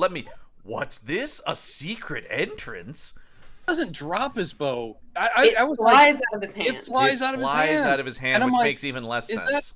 Is that telekinesis on her part or wind? Well, how much power does she have at this point in statue form? Yeah. I think he does, in fact, have a flash of like vision of her. God, I think you're right. He so does. It's like, maybe it's like she's calling him. Yeah. And he finds a secret, I don't know, like codex thing, key. Opens a door in the wall that Marius has. Marius is apparently, because he is all other vampires, he's the guy sitting on the statues of the king and queen of the vampires. They're just in his basement. Right. And then Lestat's like, great, she's hot even in statue form, and she clearly wants me to drink from her. That's a good looking statue right there, I'll tell you that. Yeah. And this is the kind of thing that, like, I don't know how much of any of this is in the book, but it's just the kind of thing that, like, I could imagine working on the page, but like having to actually portray his like, now I need to bite her. It's just so goofy. And it is like this is technically in the books. I feel like there's a lot of that in this movie, and it could have been filmed a different way, or established a different way. It would have worked. I will be really curious to see if the idea of doing this now as a series, if they'll eventually like get to this Queen of the Damned as like a whole season of television, might be really cool. I honestly, because the first season of the show is the first half of Interview with the Vampire, the novel. So, which is so you really get this like it's so it could be years down the line before you ever get because Queen the first season, I guess spoilers of a sort, but I'm saying the first season ends with Louis. And why am I blanking? The what's the girl's name? Why am I forgetting? Claudia. It's them murdering Lestat and leaving for Europe. So like the act break from the movie. Yes, exactly. That is where the first season of the show ends with Louis' story in the past. And I will accept this. Yeah, but I was like, good. Yeah, there's enough there that they could make 8 episodes out of the first half of the first novel. But so it is the thing where it's like, there's. Because not only are we doing 2 books, but even Queen of the Damned you're talking about, it has so much going on in it. And isn't Louis eventually part of the Queen of the Damned story? Louis is, and I will also. I know we're skipping ahead to the end, but you know that the little vaguely blondish, red-headed boy character that is Armand. Yes, I was surprised at who that turned out to be. Oh wow! Armand, who is maybe my favorite character in this thing from what I've seen. I love that character, and not just because he's Zorro, but the guy who plays him on the show is great too. But I just think that guy's cool. So that would have been nice. Instead, it's not even it's probably another very Australian guy that they got to be the character. It was very, like I mentioned at the beginning, like very much my favorite part of this is you get all of these very interesting, complex characters interacting, and they all have past, relationships, and they're all kind of vaguely exes because they have all lived for centuries. Right. And so they've all done each other. This movie, every single one. This movie really wants to lean away from any kind of homoerotic stuff, though. Because the first movie, I thought did a perfect job of like just going right up to the line that a 90s studio movie would do, but it's all there in the subtext of it. But here this movie is like, no dude, he bangs chicks, man. Yeah, there's not a single like guy groupie, which there should there's no sexual fluidity or anything to these characters in this. And not even in the weird vampire sex club is there any. It's all strictly hetero. It's so strange that like 10 years later it's less progressive. Yeah, the leather-bound, bald-headed that's featured a couple of times at the very beginning when you enter the vampire club. I was like, there's a sort of gender neutral thing. I was like, maybe that's a transgender character, because I kept waiting for some of this like to have that in it, and I was like, nope. Later on, it's just revealed. No, that's just even beyond Anne Rice. We've been following vampire movies for decades across time on this show now. It's always been inherent in there, right? There's always some kind of we talked about Dracula's daughter, right? Way back in the 30s, and it's getting into very cloaked but homosexuality. There's sexual fluidity in vampires. They go hand in hand and always have. So this movie is actively because humans and mortals are food to them, and so the source of any kind of eroticism with their food it wouldn't matter. Well, and also I've always thought too, is like, and I think one of we often mention What We Do in the Shadows does a great job of like, at that point, if you're an immortal creature, you're gonna at least try everything, right? Mm-hmm. Like it just because you'd get bored otherwise. Logic would dictate. Yeah, it's at that point. Laszlo and Nandor have done it several times, and they joke about it all the time. And they're not. They've even had threesomes with Nadja. And that's the thing, man. Where it's like, and because like all of a sudden, so many like human hang-ups would go way out the window at that point. So it is, and of course, once again, to get to then, of course, the Amazon show is basically the gayest show I've ever seen on television. I mean that in a very complimentary fashion. But it is just like, oh no, all of a sudden everything that was subtext in that 90s movie is text. Yeah, there is a lot of homosexual sex in that show. A lot. Yeah. Well, you have totally told Brendan is immediately going to add to watch list right now. The only reason I've avoided it is just because a little bit of burnout on, in general, the subject matter. So unless we're doing it for the show, it's sort of like that might be maybe it's patron content. Maybe we do Olivia. Maybe we bring you on and do the show at some point. Oh hell yeah, we gotta get Elliot. I was gonna say maybe we get you and Elliot and we do like a little mini series where we watch through it. That would be fun. I'm down for that. That would be the two of us yelling a lot. It is something, but also necessary because you guys know the book. But it's a perfect example of something that changes a lot of things, but all. It's sort of, Brendan, we talk about how much we love the Marvel movies because every change you're like, oh, that's smart. Oh, as a modern adaptation of this, what a good change. That's how I felt about the once again, only coming to it through my knowledge of the movie, but still going like, I know that these are changes, but how intelligent. Like, and you can get into people, of course, getting upset about the casting of Louis as a actor of color, but it's like, oh, by doing that, actually, you put a guy of color in turn of the century New Orleans, it changes a lot of stuff and it adds all kinds of new wrinkles to the plot. Open up a lot of different. It actually makes Louis more interesting to me because all of a sudden he's just different. Anyway, back to this thing that's terrible. Really briefly, I do think that this movie kind of leans away from eroticism in general, which is wild because it's trying to be so sexy. That's it, exactly. There is no heat in this thing, even when they're... It's exactly what you said before, Olivia. When a movie is trying to sell you on it being sexy is the same as if it's trying to sell you on being scary. It often ends up being neither. And it goes back to your point, Brendan, about like the posing. It's all Stuart Townsend going, look at how hot I am. And I'm going, I guess. I guess you're a good-looking guy, Sure. but it feels like, once again, we talked about this when we did John Carpenter's Vampires. It was James Woods trying to be a badass on that movie. Trying to be a badass, and it's all posing. And yeah, it's all just this is what a badass does, and that's the same thing here. Stuart Townsend going, this is what a sexy guy does. This is how he stands. It's like he watched Val Kilmer in The Doors and was like, "Ooh, yeah, I'll do all the Jim Morrison shoulder stuff," and that was a perfect example of the opposite, where almost any other actor in the part of Jim Morrison would have felt like this. It's just they found the one guy who just did it. Who can embody it to where it feels like that's what and it's the same thing with Cruise as Lestat, or the guy on the Amazon show where you're going like, oh yeah, these guys are just like, I'll just be the character. That's sort of the thing, right? It's like, I am Lestat. That will be the sexy part. Yeah, if I just the character, the sexy is built in. The confidence is Lestat doesn't give a fuck if you think he's sexy. He knows he's sexy. He knows you should. Yeah. And if you don't think he's sexy, you're fucking lying. Like, this movie is all performative vampirism and performative sexiness. And where I you're think I can't buy it as genuine. That's where I agree with the Ebert thing about it. It's so much posing, it becomes comedy. Yeah. But to your point, Olivia, when you said this is sort of the Cliff Notes version of this too, that's the kind of stuff where it's just sort of like, well, no, we put in the stuff from the book. We've thrown in the correct names. Yeah, why are you complaining? It is sort of like, aren't you? I mean, it is always that thing also we yell about in bad comic book movies, and the reverse of that, when it's just like, see, nerds, we read those funny books you like.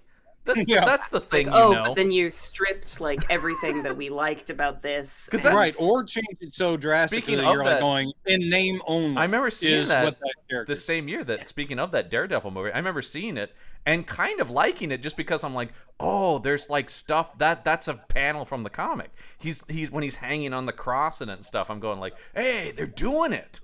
And I didn't have a lot of other stuff to compare it to, so, but it was just sort of like, oh yeah, that kind of worked on me, of just like, they're doing this stuff. We were still a few years out from Iron Man nailing it. Right, exactly. It's sort of like, well, it's sort of like, it looks like Daredevil, smells like Daredevil. It doesn't sound like Daredevil because that, once again, that new metal. Great pull quote. Smells like Daredevil.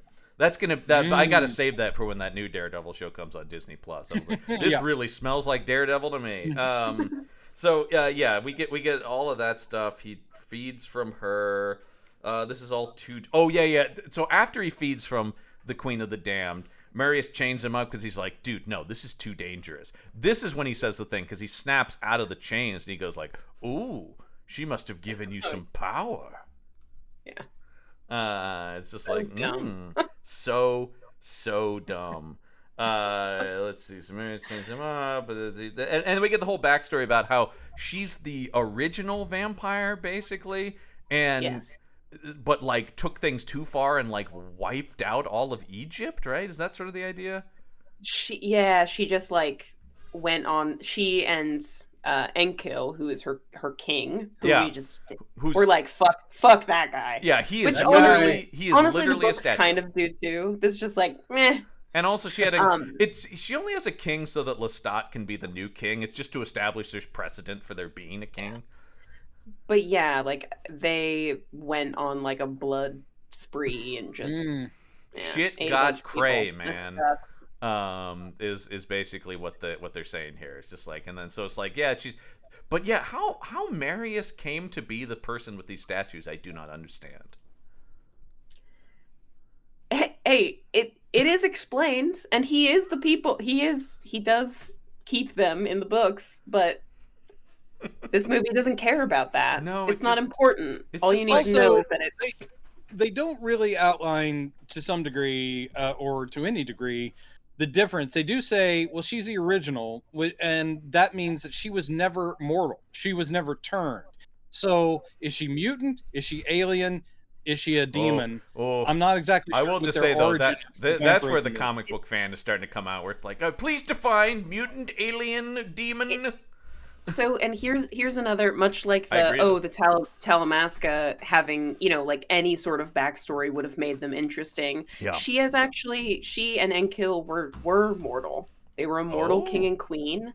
She was cursed by Maharet and her sister into being a vampire. Okay, so that seems to be one of the. They were the first because of a curse. Yeah, so it is a supernatural origin. they literally like put a demon in her as she was dying, and so Maharet really is the source of where vampirism came from. That seems to, just from my cursory internet research about this movie, the reduction of Maharet and the complete elimination of her twin is like the massive fan complaint about this movie. Yeah, but I will say, Lena Olin, for the 2 minutes that she gets in this movie, she's amazing. So good. She's always incredible, and she is really the one. And McGann, because I said both of them are just like, McGann is just given nothing. Lena Olin really does, but both of them are just like, oh, these were the two. Okay, it's like, okay, we can afford 2 legit actors in this thing, and we have each of them for a day and a half. She sells the emotion of her character, which is saying something, because she's always just so good. What a she has nothing there, and then she totally, of course, sells the power of her character. Well, she's also one of those people where you're like, Lena Olin as a vampire, totally see it. That's great casting. Yeah. And actually, Claudia Black, if you give her a part, instead of just have her show up and go, oh, Claudia there he Black. is. It's Lestat on stage. Let us stop him. I mean, you and I, though, have had, Brandon, we've had many a conversation of why didn't Claudia Black become a big deal? Because as a kid who was obsessed with Farscape, a little space nerd, obsessed with his Farscape show. Farscape, and Claudia Black will always be in my heart. And the same thing with actually both of them, because I also love Ben Browder on there too. And her voice acting as Morrigan in Dragon Age. I would actually say that where she has become a big deal is as a voice actor. She does a lot of great voice acting. She does a lot of great voice acting, and she has a great voice. Yeah, she's amazing. All right, that'll be for our other podcast where we just stand Claudia Black. Well, yeah, absolutely. Black Pod. So no, none of the. I would lean on the Claudian away from the black of it. Is what I would say. I'm hearing that now, and I apologize. Now that I've said it, and Brendan has. We're gonna have to formally issue a press release where you apologize to everyone. So we're back. So that Jesse reads all of that in Lestat's Vampire, or in all of his Vampire Journal. We saw Vampire. No, was it Vampire Diary? No, Vampire Journals. We saw Vampire Diaries is that show, but we did see Vampire a movie. Journals was the Charles Band movie. Yeah, a couple months ago, we did watch a movie called Vampire Journals. So, which is probably about as bad. The thing about this movie is so bad in the realm of the studio movies, because of course we've watched some things that have cost nothing and are horrible. Yeah. But this I am more upset about this because it's like you had the resources and the ability to make this good. So she goes. This is where she goes to the Vampire Club. She goes to the Vampire Club, and the costuming on her at the Vampire Club. She's cosplaying as a vampire. It made me laugh. She's cosplaying as a goth, and they actually call her Goth Girl. They're like, "Ooh, look at you, little goth." Well, that's what I love. Is immediately they're like, "You're trying." Here's another thing that I think is ridiculous. She is going to this Vampire Club. And we should also mention, Paul McGann says, "Please don't go back there." Yeah, she goes there, and then they show her being like startled by vampire stuff. Yeah, and I'm like going, "I'm sorry, where did you think you were going?"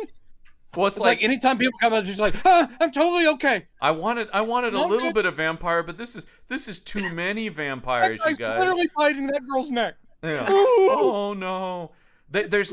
Once again, to go back to Blade 2, there's that great scene when they go into the Vampire Club and they tell Blade, it's like, "You're gonna see shit in here, okay? It's gonna be bad, but you're just gonna have to get through." And I was like, "That's good," because it's like shit's gonna go down in a Vampire Club. And also, you're telling that to the Daywalker. I think he's pretty much seen a lot of shit. Yeah, man. I mean, that's right. I was just waiting for Blade to come in and start killing everybody. Man, if only he had. Yeah, because it's just like they all have it coming. I don't like any of these people. This scene is unbelievably hokey. And yes, Marguerite Moreau, and also a lovely woman, good actor, and I'm embarrassed for her because they have dressed her like... Yeah, Marguerite Moreau is one of is a very early crush of mine from the Mighty Ducks movies as a kid. Oh, I didn't even know she was in those. She was the whole thing about girls can't play hockey, and then she would punch a guy out in the it's just like that. It started Wet Hot American Summer. Wet Hot American Summer, of course, I love as well. But like from once again, it's long established. I am younger than you, Brendan. So the Mighty Ducks movies were very formative for me. I adore those first two movies. Yeah. don't you fuck right off? Well, I do. I have to. If I don't reference 90s things, I think we could read as the same age, or I might read older than you, just based on what we often talk about. It's true. It's true. When I'm talking about 50s television. You know more about Car 54, where are you, than I do. Where was Car 54? I'm still asking that question. They never did answer back. So, yeah, she shows up. Talk about cheap, though. There's like 6 people in this vampire club. There's 6 people in the vampire club. And I love... It doesn't matter what your status is in the vampire world in this movie. Yeah. You're all acting the same way. I thought, look, okay, if you are a vampire, but you also happen to be a bartender at a club, you're still just a bartender. But the bartender in this has a full Bela Lugosi widow's peak, and he's also looking around at people like, and of course, and all the people in the club are all dressed as sexy vampires, and are all like, like, couldn't there be one vampire that's just like, once again, that is the thing. Hi, I'm Charles. I'm a vampire. That is the thing I love about what we do in the shadows and stuff like that, where it's just like, yeah, but we still have to like live day-to-day life, and sometimes it's like, ugh. It is deeply funny that the 2 like victims that they show in the club are just 2 regular yuppie guys. Yeah. Why is this the club that you brought these guys to? Yeah. And why did they go? Why did they not go? This is a weird goth place. I don't want to go here. Right. That's the thing. You would think they would just. And there's the bald-headed woman, and she's in like leather bondagey gear. And the guy she's talking to is normal Joe Schmo yuppie in a blazer, and he's like going, "Yeah, this is some kind of place." You're about to be fed on. You would think they'd be like, "Fuck no, I'm not going. That's not my scene." Yeah, like how about we go to a normal bar? Well, and then what's interesting about that is like vampire clubs in a city, whatever city. When the cops again catch on, I was like, well, that person was last seen in this area. This comes up a lot on this show because it is sort of like bad vampiring to be killing a lot of people in the same location constantly, where you would draw. We talked about this was the big From Dusk Till Dawn thing, right? It's like if people keep going to the same bar and dying in droves, eventually somebody would go, hey, wait a minute, I think something fishy's happening down there. Yeah, we should probably check that out. Yeah, so it does feel that. Yeah. Yet another example of everyone is so shocked that Lestat would reveal himself to the world, but like you guys are being very obvious about. They have it is the vampire with no chill thing that we constantly talk going back about. to our very first episode with Bela Lugosi, when he's like, "Yes, I'm just a part of high society, but also death." To die is the ultimate and just like, oh my god, that guy's a vampire. This guy has no chill. Yeah. And you guys from Transylvania sure are weird and morbid and obsessed with death. Yes, oh well, you're wearing a tuxedo, so I guess I trust you. And that's what every vampire is like in this movie. They all immediately surround her and are like, what are you doing here? I mean, even in goth culture, which the time does mesh up, at least where if they wanted to say that's how vampires are able to blend is because there's goth culture. And that's totally who this movie is aiming itself at too, right? Goths laugh and giggle and get drunk and tipsy and stuff like that. Goths are having fun being goths. These guys are all just so performative. Again, it's like I've seen Robert Smith from The Cure laugh. I'm sorry, people will crack grins even if they're vampires. Yeah. Ugh. And they don't usually like pose. And go, yeah, it's slinking everywhere. None of them are sexy cats. No, that's the thing about it. And what you could a better movie could have done that, where it's like these are the young new vampires, and then when Lestat shows up, it's like, oh, that guy is the real deal, because that's kind of what this scene is meant to be, right? The Cassidy one shot from Preacher, which is one of the a great comic series. Preacher's great. Well, you are talking also about one of like pop culture's one of my favorite vampires in pop culture's Cassidy. Yes, Cassidy the Irish vampire. There's a one shot special that's just about Cassidy, about how he fell in with he went to New Orleans and falls in with a group of Anne Rice obsessed new vampires who are doing the full thing with the lace and the cloaks and all that stuff, and he just goes in and destroys them all because he can't, and he's like, these are wankers, and he just destroys them because he goes, you poncy fucks. That's what I love. I want that. There is a very good Key and Peele sketch too, actually, that has Jordan Peele is like the head of a dark gothic vampire coven, and Keegan-Michael Key is like, I'm just a dude. Like, this place sucks. Yeah, I like that. I just wanted to see future cars. Like, what? That's kind of what I love about, that's why I love Cassidy, because he's just like a drunken Irishman who is a vampire. And he's like, I'm not really going to... Because you think if vampires are just people who are... The idea that it would completely change your personality... Yeah, you get entirely. You get bit, the idea that you would instantly be writing ridiculous poetry and wearing 18th century clothes. That's the thing. No. It's like you get bit by a vampire and instantly you're like, I need to buy a cape. Where are they selling capes? It just it's very. I'm only going to talk about I desire to see the sun one last time. That burning ball of fire in the sky. Fuck off! You'd still be watching the end of Succession.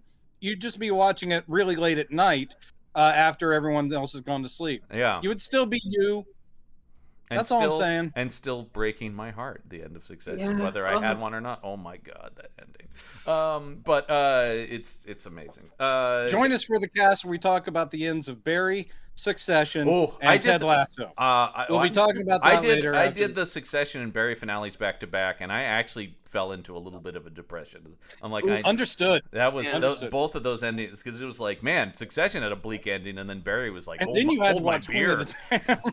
yeah. Then I watched Queen of the Damned. I will say I did. It has nothing to do with this movie, but I watched this last night, and then immediately go, I've been looking to get around to that new Ben Affleck movie, Air. I should watch it right now as a palate cleanser. And it's really good, you guys. It doesn't have anything to do with vampires, but watch that movie. It's much better than this. And pretty much anything I pick. Yeah, I mean, that's the thing about this. This is just, forget it's an Anne Rice adaptation. This is just bad as a fan of like vampire movies. Anyway. So I also like, she's immediately, they go like, hey, you're not here with anybody. She goes, no, I'm here with Marius. I'm like, why are you dropping that name? And they're like, that guy's dead. Lady, you are a poser. Like that proves it further to them. Drop the name of an elder vampire. Yeah. I mean, that is like saying, who are you with? George Washington. Founding fathers. Ever heard of That's Hamilton? That's my next move at the club, actually. Yeah. Do you guys know John Adams? I'm with him. It's like, pick something not as flashy. Yeah. I think the name on the list you're looking for is Benjamin Franklin. Is that I'm part of that party. I'm the plus one. And so Franklin plus one. I am also immensely curious in this scene why Lestat is even here. Yeah, because Lestat shows up and says they're all going to attack this girl in the alleyway behind the club, and Lestat descends, and it's so much terrible CGI slow motion. So is she betting that? Because I think this is LA before he does his big Death Valley show. This is London. Oh, it's London. You're right. She's going to fly to LA later, which is part of the plot. So why did she think he would be there? Yeah. As you said. Okay. All right. We don't know. We just don't know. We just don't know. Thanks, movie. Because once again, because it's just they're meant to have this sort of mental connection, but the movie also wants to use that when it's use that because they want to use it when that's convenient, but then I not dig into that it at he's all. In London right now, probably checking out a goth club, a vampire club. Okay. Well, it does also bring up this like kind of like, oh, Lestat is dropping clues. Oh, but is he going and checking this goth club every night on the also off dropping chance clues? That somebody I just like, hey, did anybody figure out the clues yet? No. Yeah. Okay. Does he know it's going to be her? Does he get anything on his side psychically? Like, oh, there's a hot chick who's looking for me. I will make it so she can find me. Or is he just like going, I wonder who will show up. I've dropped some clues. Who could it be? Oh, it's this dude. No, I'm good. Honestly, I'm like good.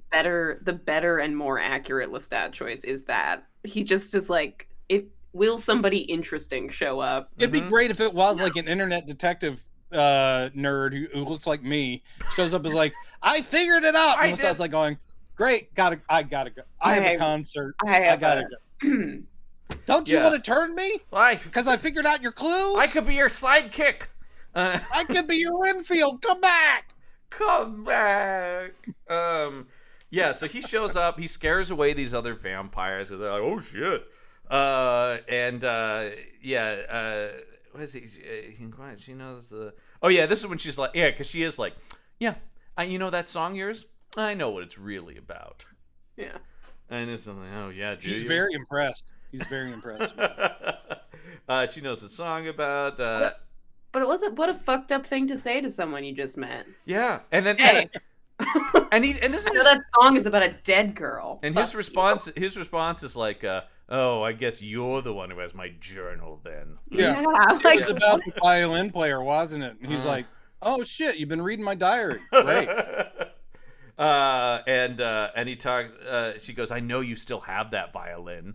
She doesn't know that. He goes, "How? I didn't put that in the journal." She goes, "No, but I've surmised your character from reading this. You definitely still have that journal, man." All of the script is literally like sketched in shorthand. We don't have time to really delve into it, so we'll just have people state things. Yeah. And so I just figured it out. Is not a good piece of dialogue. She gets plane tickets to LA because he's going to be doing a big concert there in Death Valley. What? Crazy. Do you get it? Yeah. You get it? Because death is the And I gotta say, romance. that's a bit of a drive from LA, so the people who join that concert are really committed. Yeah. It's also like just a shitty place to have a concert. Because it's way too hot during the day, and at night it's freezing. So it doesn't matter when the concert is, you're going to be extremely uncomfortable. And of course, as the announcement of this, all the other vampires are like, God damn it. We have not enjoyed what this guy's been doing this whole time, but now he's really throwing it in our face. So here is the best thing about this movie, and if it's in the book, then Anne Rice needs to answer for it. But these like council of elder vampires, who are like pissed at him for calling them out and daring them to stop him, and he's being too public. They decide, well, what's best is we'll take him out in full view of mortals. In public, in front of cameras, in front of cameras. I'm like, wouldn't you want to silently assassinate Lestat? No, they're going to show up and do vampire shit on stage in full view. And then later, I love the newspapers like going, bad acid at Lestat concert, where the everybody at the concert is applauding as it's happening. Like, whoa, the effects on this are amazing. Vampires are fighting on stage. It is a very funny, like, there are some people in the crowd who there are like some things that make people react like afraid. Yeah. And then other times, and it's never really consistent. Like when it happens, it kind of goes back and forth, and it's like people are applauding, or they're afraid, or they're like, "This is the concert ever!" Wow, man! Wow. And then one guy did have bad acid, actually. So, and then I took that tablet. It didn't go well. What vampires? I saw werewolves, dude. So I was hallucinating other monsters. And then once again, just a perfect example of how bad the script is, as if there aren't already a million. But Lestat is in his house and he goes, "I sense something coming." Oh, Marius! Oh, hi, Mark. I mean, it really is literally yeah. It is just like something is coming here. Oh, here it is. Hi, Marius. Oh shit! Look at that painting of me. Oh, there you scamp, you. Yeah. Are you here to browbeat me about going public again? And then I love this move. This is a total, and once again, the movie doesn't want, but like this is a totally. He's going to show up his ex now by going, "Why don't we go check out my giant billboard? Huh? Why don't we go?" This is where you get some real bad blue screen, but it is sort of just like, so I'm this now. Yep, they're sitting on the billboard right over Sunset Boulevard, and you can see Tower Records. If you looked over to the right, you can see the Laugh Factory. By the way, right over there. What is the obsession with these vampire movies of the 2000s and music stores? Because we did Dracula 2000, where the vast majority of it, Virgin Megastore. The vast majority of the movie took place in Virgin Megastores. So. And because in this movie and that one, they were trying to lean hard into the modern day is represented through music. Yes. The music people are listening to and music videos, because we're also going to shoot our movie like that and fast cuts, and it's MTV's vampires. And that somewhere someone wrote on a napkin MTV vampires. And there's your movie. But the thing, this is also because they're also obviously trying to sell soundtracks. The very funny thing about the soundtrack to this movie is Jonathan Davis of Korn, who also appears in this movie at one point. He's the scalper. Yes, but he wrote the songs and is the singing voice for Lestat. But due to his contract with another record label, could not sing the songs on the soundtrack. Right. So they got each song to be different guy. They got each song to be sung by another name in nu metal. So like Marilyn Manson sings one, and somebody else, and I think the guy from when you Tool buy the soundtrack, it won't sound exactly like what you saw in the movie. Yeah, so they decided. Darn, that's what I want. I know, man. Also, it's one of those funny things too, where you just see Stuart Townsend his singing voice would never sound like the guy from Korn. Oh yeah, no. And it sounds so goofy. I could imagine him in the 80s doing like glam rock or something though. That would fit. Yeah, that's the thing that's funny about this. So anyway, Marius warns him that hey, your music has woken up the Queen of the Damned, man. You remember her? You fucked around with that before, so now it's really going to be bad. Once again, Marius's role in this movie is so bizarre. What does he want exactly? I don't know. He wants the status quo. He wants it all to go back the way it was. And also, this is just where it's like she somehow got enough power back to life that she's absorbed the statue of her king, so now she's back and fully formed. You basically just killed him in statue form. But what I like is all of this happens off screen. Yeah. All of this happens off screen.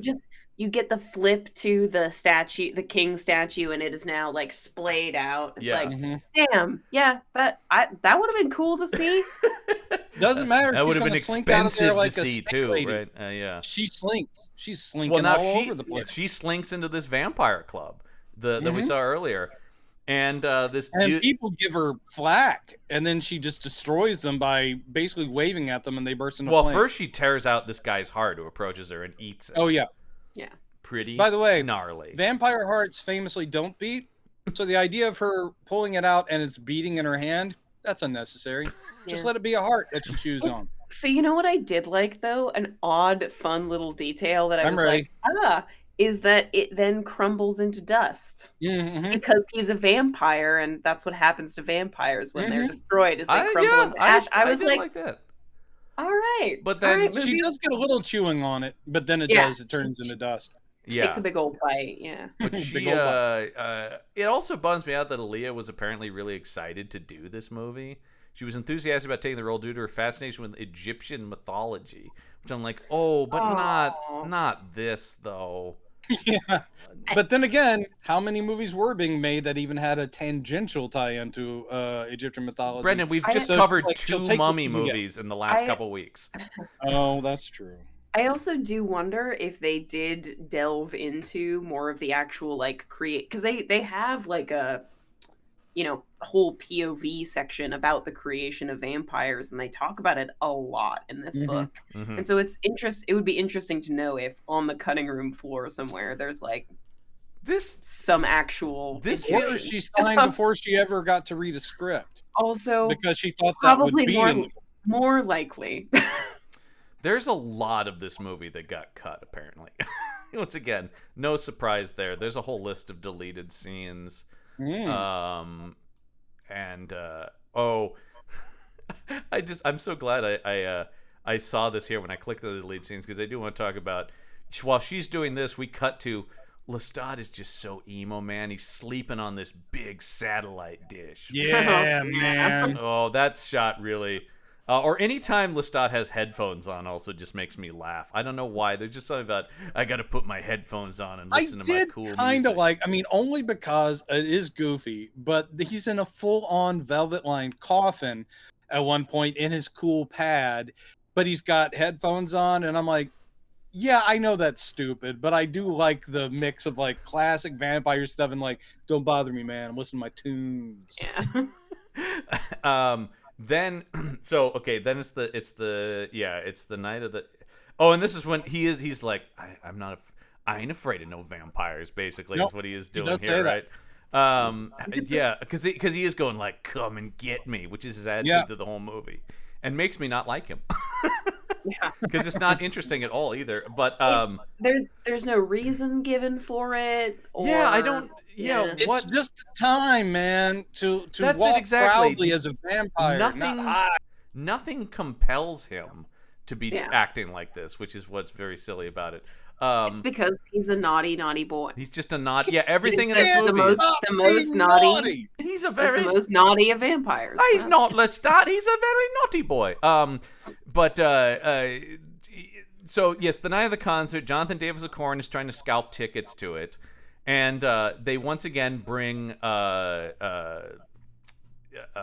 groupies to him, but it's this very sillily cast goth fangirl, and it's Jessie, right? And so they bring, and it leads to the worst line in this movie and one of the worst couplets of dialogue I've ever heard in any movie.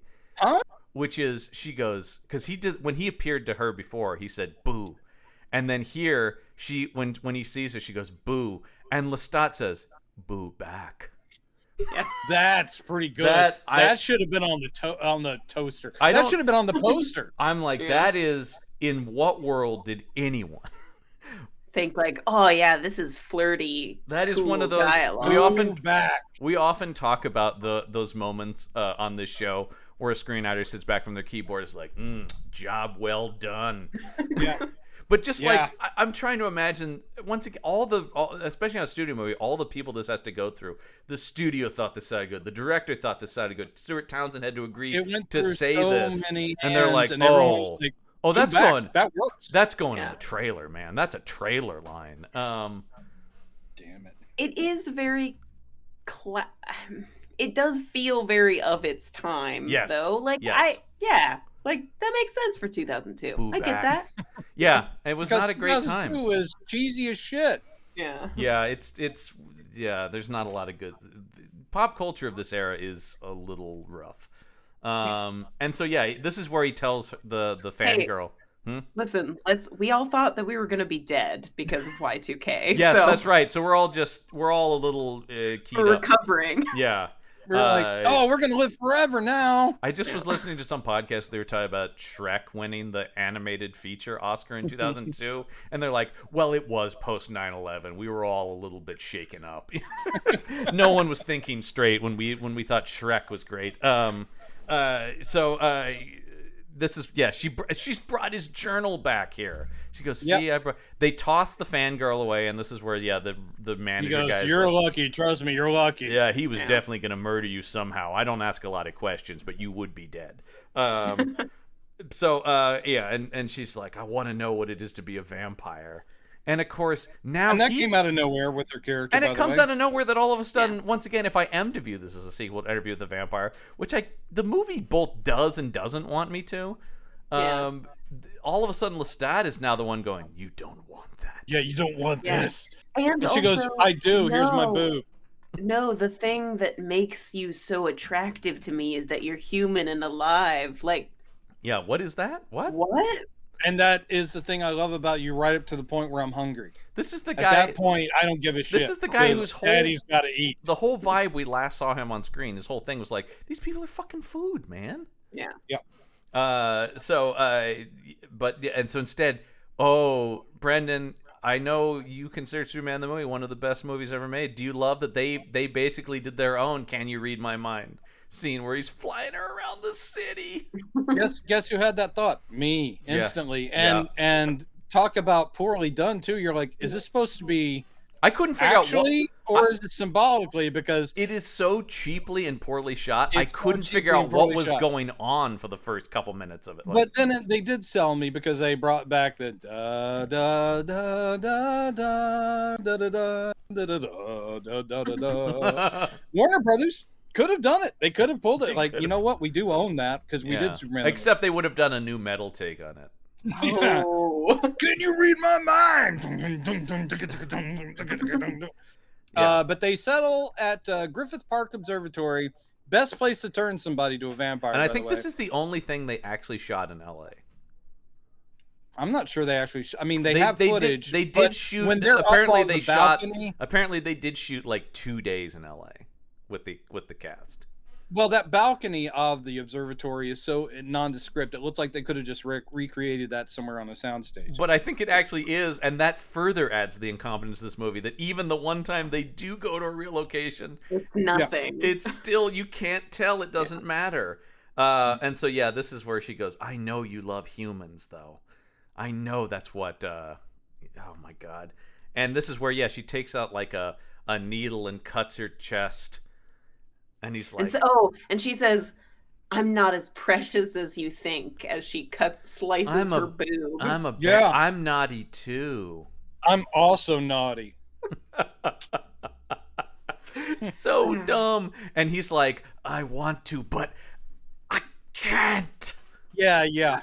So he's tormented by, there's blood right there. And instead he flies her out to a park where a guy is feeding on a vampire, or about to feed on a girl. I do like this moment where the guy's like, oh shit, Lestat? Yeah, I'm out of here. Well, man. What's funny is it's another vampire who probably is what we're talking about, like average guy vampire. Yeah. And then Lestat basically shows I'm the alpha by going, roar!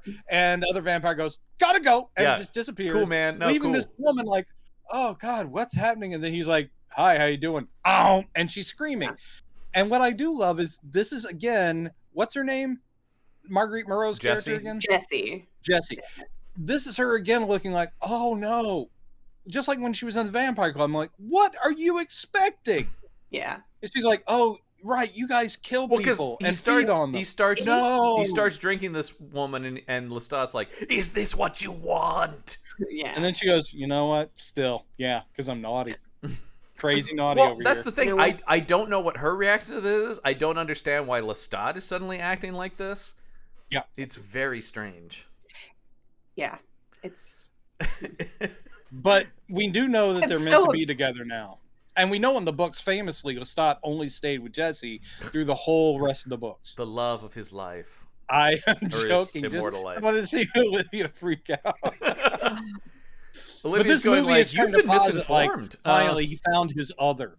Yeah, that's kind of. I mean, that's what the end of this movie is, which is so weird and so like it's Louis.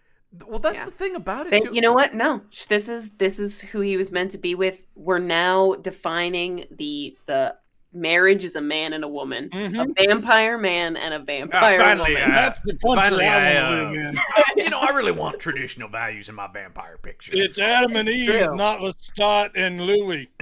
What? Well, sorry. Just because I hate gay people doesn't mean I can't enjoy vampire entertainment. Actually, I think it does. But I'm not sure I want to see the aggressive. Well, I guess I saw it in this movie, the aggressively hetero vampire movie. We have something very traditional: a male and a female, hot for each other. Well, that's the other thing about the end of this movie is being a vampire good? Am I supposed to be happy that they're together? I don't know. It's so weird. It is a very, like, the skipping ahead to the end scene, she's like, yeah, we can be together for eternity and you'll never be alone again. So we can go kill people together. But also, once again, if this is to be the sequel to Enter the Vampire, he already had that and fucked that up. Yeah. One thing I love about that, we'll get to the ending. I'll hold off. So now it's the night of the concert. Paul McGann is back in this movie. And he's at the concert, and he runs into Jessie and is like, oh, you're here. I thought you would be, and that's bad. Will he do anything at the concert? No. He only showed up to watch, I guess. Again, that's all they do. It also does imply that he took an 8-hour flight on the off chance that she was there. Yes, I have nothing better to do, says the very underrated, by the way, Paul McGann, very underrated doctor. Really. Oh yeah, I love Paul McGann. It's a pity that he didn't get a better vehicle. Anyway, but he is so good. And anytime they use him in anything else, I love it. Okay, so sorry, not to get too nerdy on this monster show. So yeah, and this is where once again Marius is like, I'm telling you, man, one more time, don't put on this concert. It will only lead to trouble. And Lestat, because he's such a naughty boy, it's just like, whatever, man. You don't get to tell me what to do. Trouble, I welcome it. Yeah. It's going to be awesome. Yeah, whatever, man. And it does turn out to be awesome. It is bad. Best scene in the movie. We get way too much of this song. Oh, yeah. we hear this whole fucking concert starts. Big flame cannons go up. Big scrim above the stage, big video shit, and then Lestat flies in for his, his first line. Oh my god, he flies in there. And was like, "What? He's actually flying!" People are freaking out.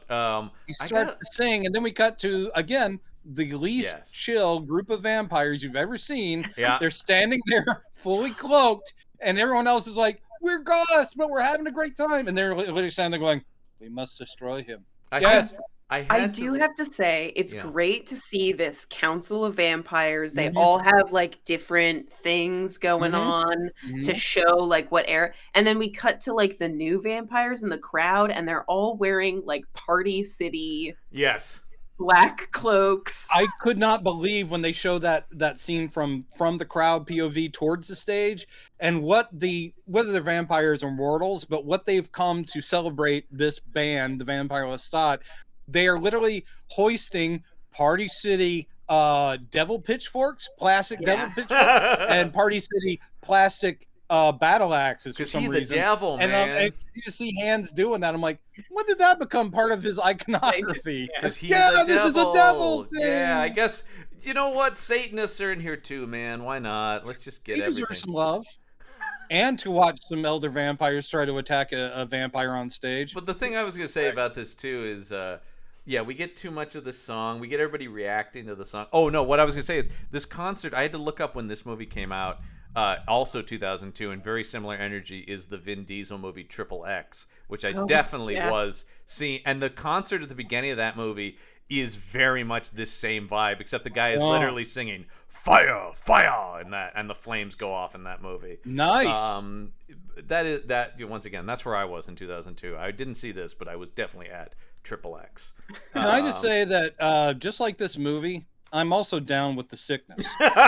Oh my god, yeah, because that song does not happen during the concert because they just put it on the soundtrack at the end. But I was like, down with The Sickness. Well, because not only do we get all the original nu metal songs, but there's also terrible needle drops of other nu metal songs.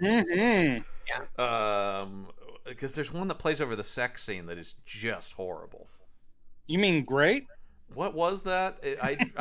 It's one of those, like, I don't know. It's one of the ones I recognize, but I even at the time I never got into this. It's a real shame that Evanescence had not really hit yet, because they would have been all over. Well, that's the next year. Man. Once again, that's the next year with Daredevil. That was their big Bring Me to Life from the Daredevil soundtrack, which I did have, and they also did the song for the Punisher movie. Me up! Yeah.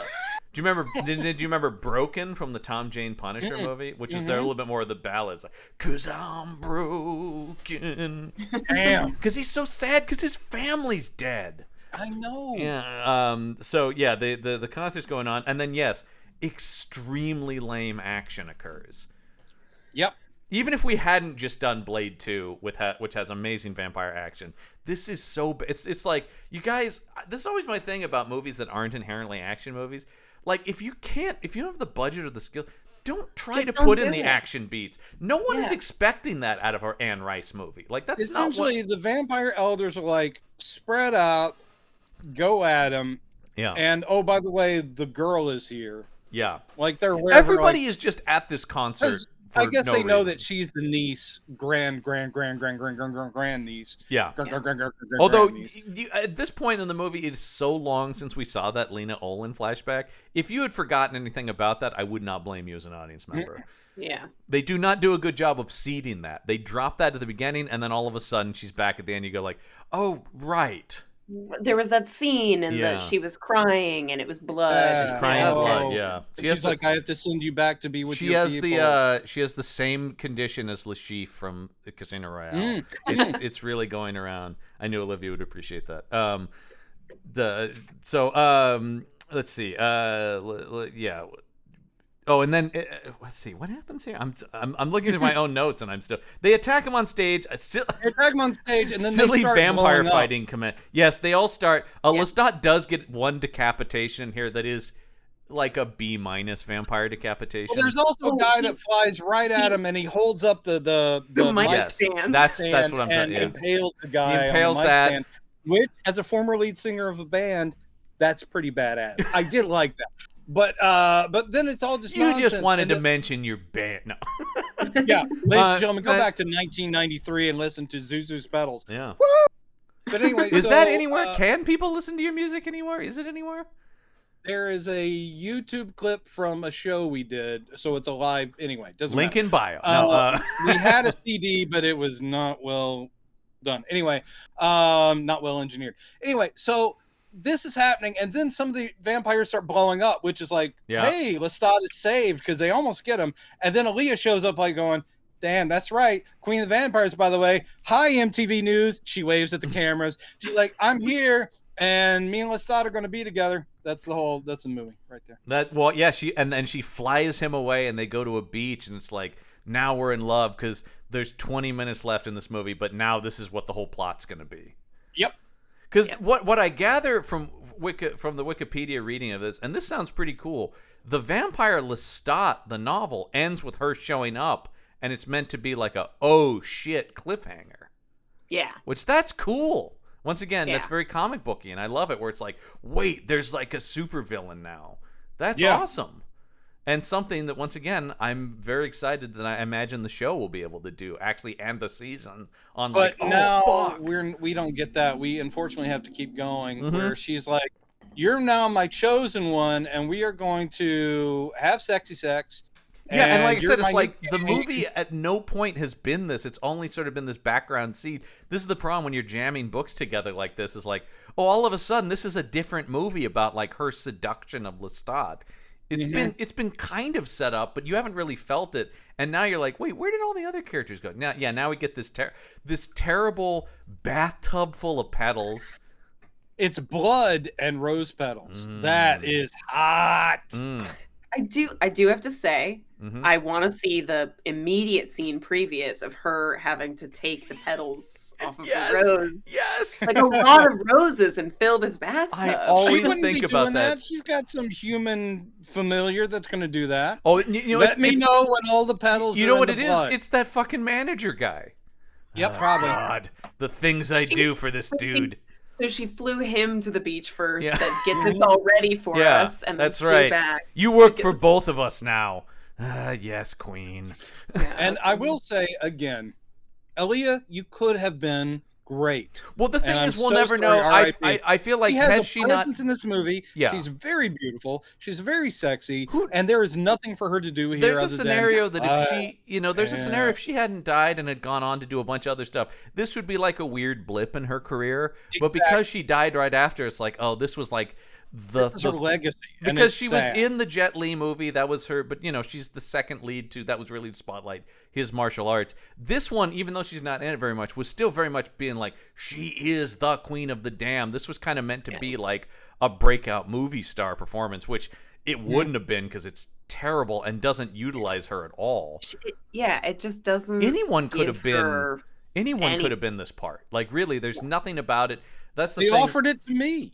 Literally, anyone could have done this part. Actually, I do have a list here of who they did offer it to. Oh, I'm interested. Because it's, once again, I talked about who they offered Lestat to. Because, like we talked about, this, they ended up doing this when they did to save the rights. But, of course, they were... So here's who they offered it to. It's basically every sexy black actress of the time.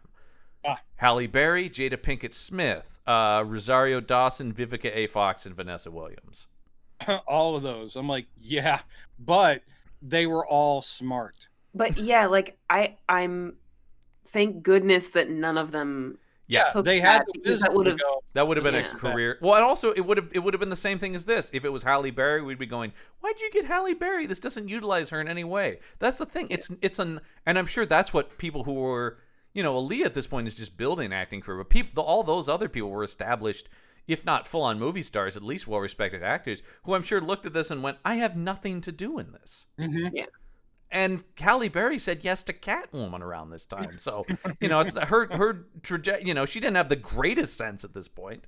Man, so sad, because I'm not entirely against the idea of a Halle Berry Catwoman movie. That could have been okay. No, that could have been great. Yeah. But we didn't get that. An across-the-board failure. Yep. So, yeah... they have their sexy rose and blood bath, and then it also goes into the dark curtained music video sex on the bed, which I was just like, oh, come on now, movie. They just can't resist. They couldn't resist. It is just like, guys, in case you forgot, it's 2002. Check this out. So yeah, you brought up the oh hi mark. It does give off kind of the Room vibes a little bit. Yeah. It's awkwardly staged sex. It's that classic thing where it's like, no one has ever had any sex that has ever looked like this remotely once in history. And nobody wants to, particularly. No. Like, what? Doesn't matter if you're a vampire or not. Movie sex is so often the case. That's the thing with movie sex, where it's like, this doesn't even, adds to the lack of heat. It's like, this doesn't even seem appealing. It's not romantic. No. It's not erotic. Women in blood is gross. Yeah, that's all I can think about in that bathtub scene. It's like, oh God. Once again, I'm thinking about the actors having to be in that. And oh jeez, swimming in jelly. Yeah, boy, oh boy, oh boy. What's the time? It was cherry juice, according to the IMDb. Which, yikes. So they're just red for the rest of that week. So I was thinking, it's just like, doesn't matter how many showers, you are dyed red for the foreseeable future. Why are you so pink? I don't want to talk about it. Doesn't matter. So yeah. Then he wakes up in the morning and she has slaughtered everyone in the near vicinity, right? Is basically what it is. And this is, once again, strewn their corpses across the beach. And once again, I don't know what Lestat wants. She literally slayed everybody. And actually, I do like that shot because it is kind of brutal, where it's just like, we've had this closest thing paradise, and then walk out. It's still a beautiful day with the beach, and look at all the corpses gathered around. It's the closest this movie gets to even a remotely unsettling horror beat, right? Like, it's the closest it comes to, like, okay, that is scary in concept, at least. Right. Yeah. And once again, I don't know what Lestat's whole deal is, because he's going like, oh, this is what you want? Oh, I don't know if I'm actually on board with this. Because she's like, we can be king and queen. He's like, what, of dead people? He actually says, what, of dead people? He does. Pretty, not great. No. I do like in this scene when he's like, why? Why would we do this? She says, because we can. Yep. She says shits and giggles, which is not what I expected from the Queen of the Damned. Yeah. That's the thing. It's like, and I've seen movies pull that off where it's like, why wouldn't I? You know, like, but it's just, well, she's so ill-defined that I'm like, okay, that's a weird, all right. And then, but then already the next scene is the final confrontation with her. So, because in the meantime, Jessie has been taken in by her aunt, who is Lena Olin, doing the best she can with utter garbage. And she's with her, and this is something also that was in the Roger Ebert review, where he just goes, and Lena Olin leading a group of good vampires, ? I don't it's because it's Maharet, and she's got her friends here, and yes, one of these is Armand, you're telling me? The blonde guy who looks... The little blonde, kind of redheadish, twinkish one. Oh, yeah, that guy... kind of like a girl. Oh, that guy sucked. I hated that guy. Which, if we're going back to the books, all right, so, like, he kind of fits more than Antonio Banderas. Oh, really? Okay. Interesting. But has no... Oh, but yeah. Nothing else there. So much of the Dead reason behind the eyes. So much of the reason I love Armand, of course, is what Antonio Banderas brought to it. You're just like, this guy's cool. And once again, the guy who plays him in the show is a Middle Eastern guy who has a similar Antonio Banderas kind of smolder to him. So that's that. So I am very much. I did not at all think of that as Armand, but maybe that's just me knowing the TV and movie version. The only reason I know that it's him, the only reason, is because it lists his name. On IMDb. Yeah, and I see that here now. The reason I knew is that they mentioned that Armand was one of the only characters that was in it, and I was like, "Where is he?" Yeah. And then I did the same thing. Looked at IMDb. I was like, "That guy? That was Armand?" And Claudia Black is here too. And these are the other problem once again with this movie is there is Paul McGann's secret group, and now there's this secret group of vampires, and I'm going, I can't keep my secret societies straight. It is also absolutely wild that they did not have Louis in this group at all. Yeah. No mention of him. No. Yeah. Yeah, because and no interaction between Lestat. Like these guys know each other, and there's no recognition. Yeah. There's no like Armand, even you or whatever. Yeah, you're right. There's nothing. Stupid. So dumb. Fuck this movie, I guess. I mean, I'm sorry, everybody, but fuck it. And I'm not even like a diehard Anne Rice. I don't. Like I said, I'm pretty new to this mythology. That stuff. I'm pretty new to the mythology in a larger section other than just knowing that movie from the 90s. But even I am going like, boy, this is an insult. Yeah. I at least, if not knowledge, I have respect for the mythos of what Anne Rice built. And every time, either reading on Wikipedia or hearing you say it, Olivia, whenever it is like, well, this is a thing in the movie, but this isn't in the book, and you go like, oh, that sounds cooler and makes more sense. Which is kind of what I figured watching it, where I'm like, I bet these are things from the book that I could understand if I saw it in context. But instead, so Lena Olin's like, yeah, we've got to kill the Queen of the Damned. And the only way to do that was that she's vulnerable when she's being fed on by others. When she offers herself up for others to taste her blood, that's when we strike. Yeah. Which we're gonna hope that she does. Yeah, it's real bad. Because they don't necessarily know that she's gonna bring Lestat with her, do they? They don't. Yeah, that's the thing. They never. Yeah. I guess they just assume where she goes, he goes. But they also are very they're like, oh yeah, and Lestat's with her now. Yeah, that's the thing. And so they're going we'll lead her here. We'll get her to somebody to feed on her, and then we'll all feed on her at once. But it's like, oh, but whoever drinks her last will die, because we've established that as part of the rules. Remember that from earlier, you guys? Yeah. Remember that part earlier in the movie, guys? I thought it was weird when they said that.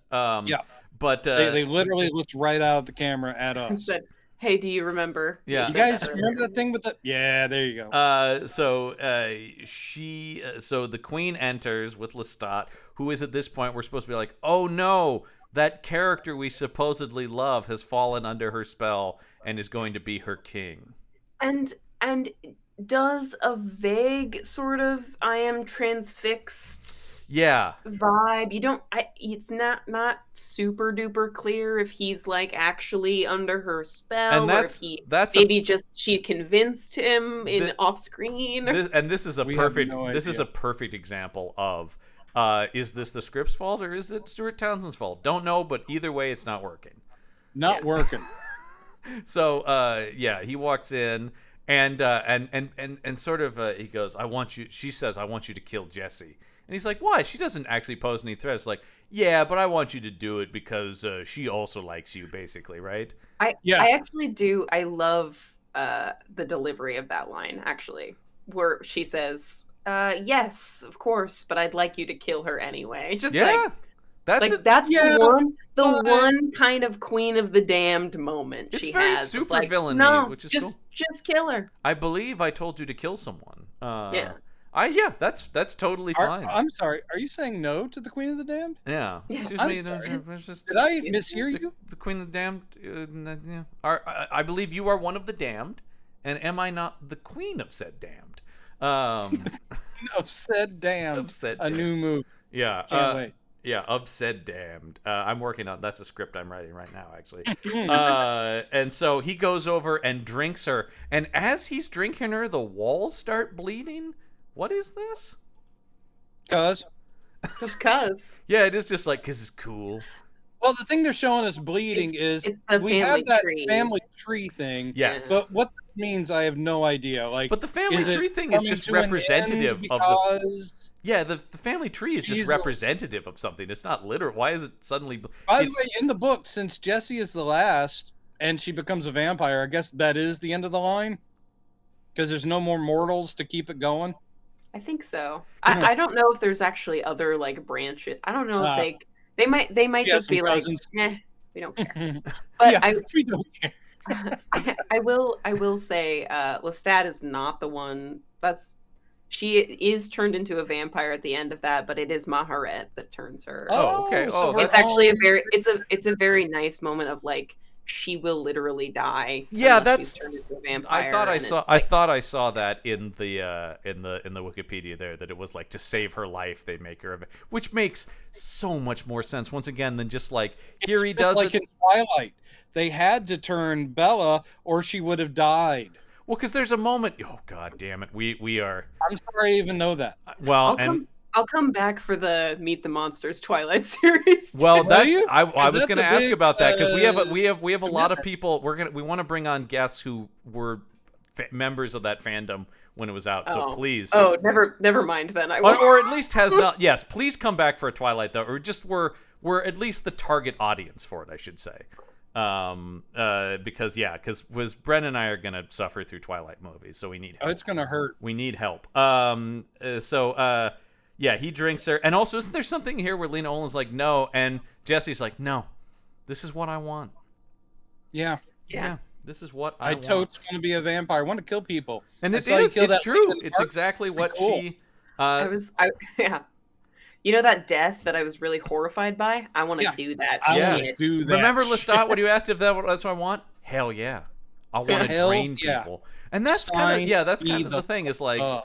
Yeah, it's sort of like they're monsters, but then the movie's also like, but nah, it's fine too. Yeah. So he drinks her, and now then he drinks from the queen, and then she's like, okay, and this I knew exactly what was going to happen. Of course, as soon as he starts drinking from her, she goes, all right, that's enough. That's enough! And he's like, oh no! Everybody in the room goes like, oh, wait, he's doing it! Let's go! Now's our chance! Mm-hmm. And of course, she still is able to burn a couple of them. The unimportant ones. The ones whose names we don't know. Yeah, and because she tries to burn, who I'm now learning is Armand, but it's like he just gets forced back. He doesn't burn because she's losing her powers. She's losing her powers, yeah. She's fading fast. And then it is finally the aunt, the Maharet, Lena Olin, that's like, I'll make the sacrifice play and be the one to drink the last drop of her. Yeah. But she doesn't die. She just becomes a statue now. Yeah, I guess that she's the new queen of the vampires. And then Queen of the Damned. Is this the most prolonged vampire death we've seen in a movie? Because we've seen vampires go up, but I feel like it takes 15 minutes for the Queen of the Damned to burn fully to ash. Well, it's very dramatic. She's the queen. Yeah, that's the thing. It's like, it's one of those things where it's like, I am told she is very powerful. I am shown a couple brief instances, and then it's meant to be like, look at, she's burning in front of your eyes. And I'm going like, yeah, I'm still pretty unclear about a lot of what her deal is, though. like, all right, yeah, sure. Yeah, and she also like kind of turns into like a statue. Yeah, and then like kind of like, but like fades away then, sort of. Yeah, it's all. I will yet again the book does it better. She is beheaded, and then the Maharet's twin eats her brain and her heart. God damn, that is badass. The new Queen of the Damned. Now, see, that is badass right there. Why is that not what's happening right now? As the show's resident, asking the questions that I want answered, well, and I'm getting no answer. As the show's resident gorehound, I approve of that. But I do think that, I mean, that is something about this movie. This movie is also, for being dumber and seemingly more exploitative, is so much less violent than Interview with a Vampire, which is more of the prestige drama take, yet doesn't, in the moments where it chooses, it goes there, which I really enjoy about it. Yeah. So, yeah. So, hey, everything, and then, of course, Lestat runs over and feeds Jessie his blood so that she can come back as a vampire. And they're in love, I guess. Love. So they tell me. Everything in this movie is so they tell me. Yeah. Totally heterosexual, monogamous love forever. Yeah. That's exactly what I wanted. Absolutely. What's the problem with you? I was waiting for him to put a ring on it. We don't see that. It's just, well, they can't go in churches. No, yeah, that's true. It's we have our own thing. But like I said, it's so funny that if you're looking at it with the idea of this being the continuation of Enter the Vampire, like, dude, I already saw you burn through a seemingly great relationship with someone you loved, and you were shit at it, man. Yeah. So I don't wish this for her. That's the thing. I'm like, am I supposed to be happy for her that this worked out? Because I always thought it was really bad to be a vampire. And Lestat is like morally questionable at best. Mm-hmm. Yeah. Unknown dick. Yeah, famously a dick. Even if he's not evil 24/7, he's kind of always a dick. So very strange. And that's also one of the reasons I like Lestat, is because he's not, he's not Louis. He is the more fun character because he could be evil at the drop of a hat. That's always why he's more compelling. He does enjoy being a vampire and isn't really hung up on it. When you make him sort of this like sad sack hero character, I'm like, oh, now whatever's interesting about Lestat is gone. Yeah. So it ends with they go to visit Paul McGann again. And I love this moment too, when it's like Paul McGann goes into his office and there's Lestat. He's like, ah. And then Jesse's there, and she's like, "Hey, yeah, I'm a vampire now." Turns out I'm a vampire. There's sort of this like weird like X vibe between them, where it's like, "Well, you're looking good," Vampirism really suits you. Yeah, thanks. This is awkward. I see you brought your new This boyfriend. is my rock star boyfriend. Yeah. My rock star boyfriend, and we totally do it all the time, and we That's- kill innocent people. It's so hot. That's great. Yeah. So anyway, here's his journal. I'm returning it like you asked. Yeah, it's just like, oh, great, thanks. He's Yeah. like, take care of yourself. Bye-bye. It's even more of the X thing. It's like, I found some of your records in my place. I thought I should bring them by. Yep. It's especially like a oh god moment, because he gave that to her so that she would not be. Yeah. He was like, this will tide you over so you're not tempted to become a vampire. I so wildly miscalculated this. And so don't worry about it. This is where I was meant to be. See you later. But I also did think, what is the point of this scene? What, like, when it was happening, and then even more, what is the point? They walk outside, they leave, and then Marius is on his way in. What? I have to think that this is a nod to the final scene in Interview with a Vampire. Yes. And like a hint at a sequel or something. But again, they didn't establish that guy is the same guy, so it doesn't matter. It's so completely whiffs, because I love the end of the movie Interview with the Vampire. It's so awesome. And the music, everything about it, you're just like, oh god, this is badass. But Marius is, I'm going like, okay, I guess this is bad, right? Except I don't really know what this guy's deal is, or what he wants, or how much of a threat he is. Is he? What I thought was funny about it is the scene with what's Lestat. his issue with Paul McGann? He's got his paintings. Oh, I didn't even think of the paintings, but yeah, I guess it could be a thing. Maybe that's why he's like, hey, you have a bunch of paintings.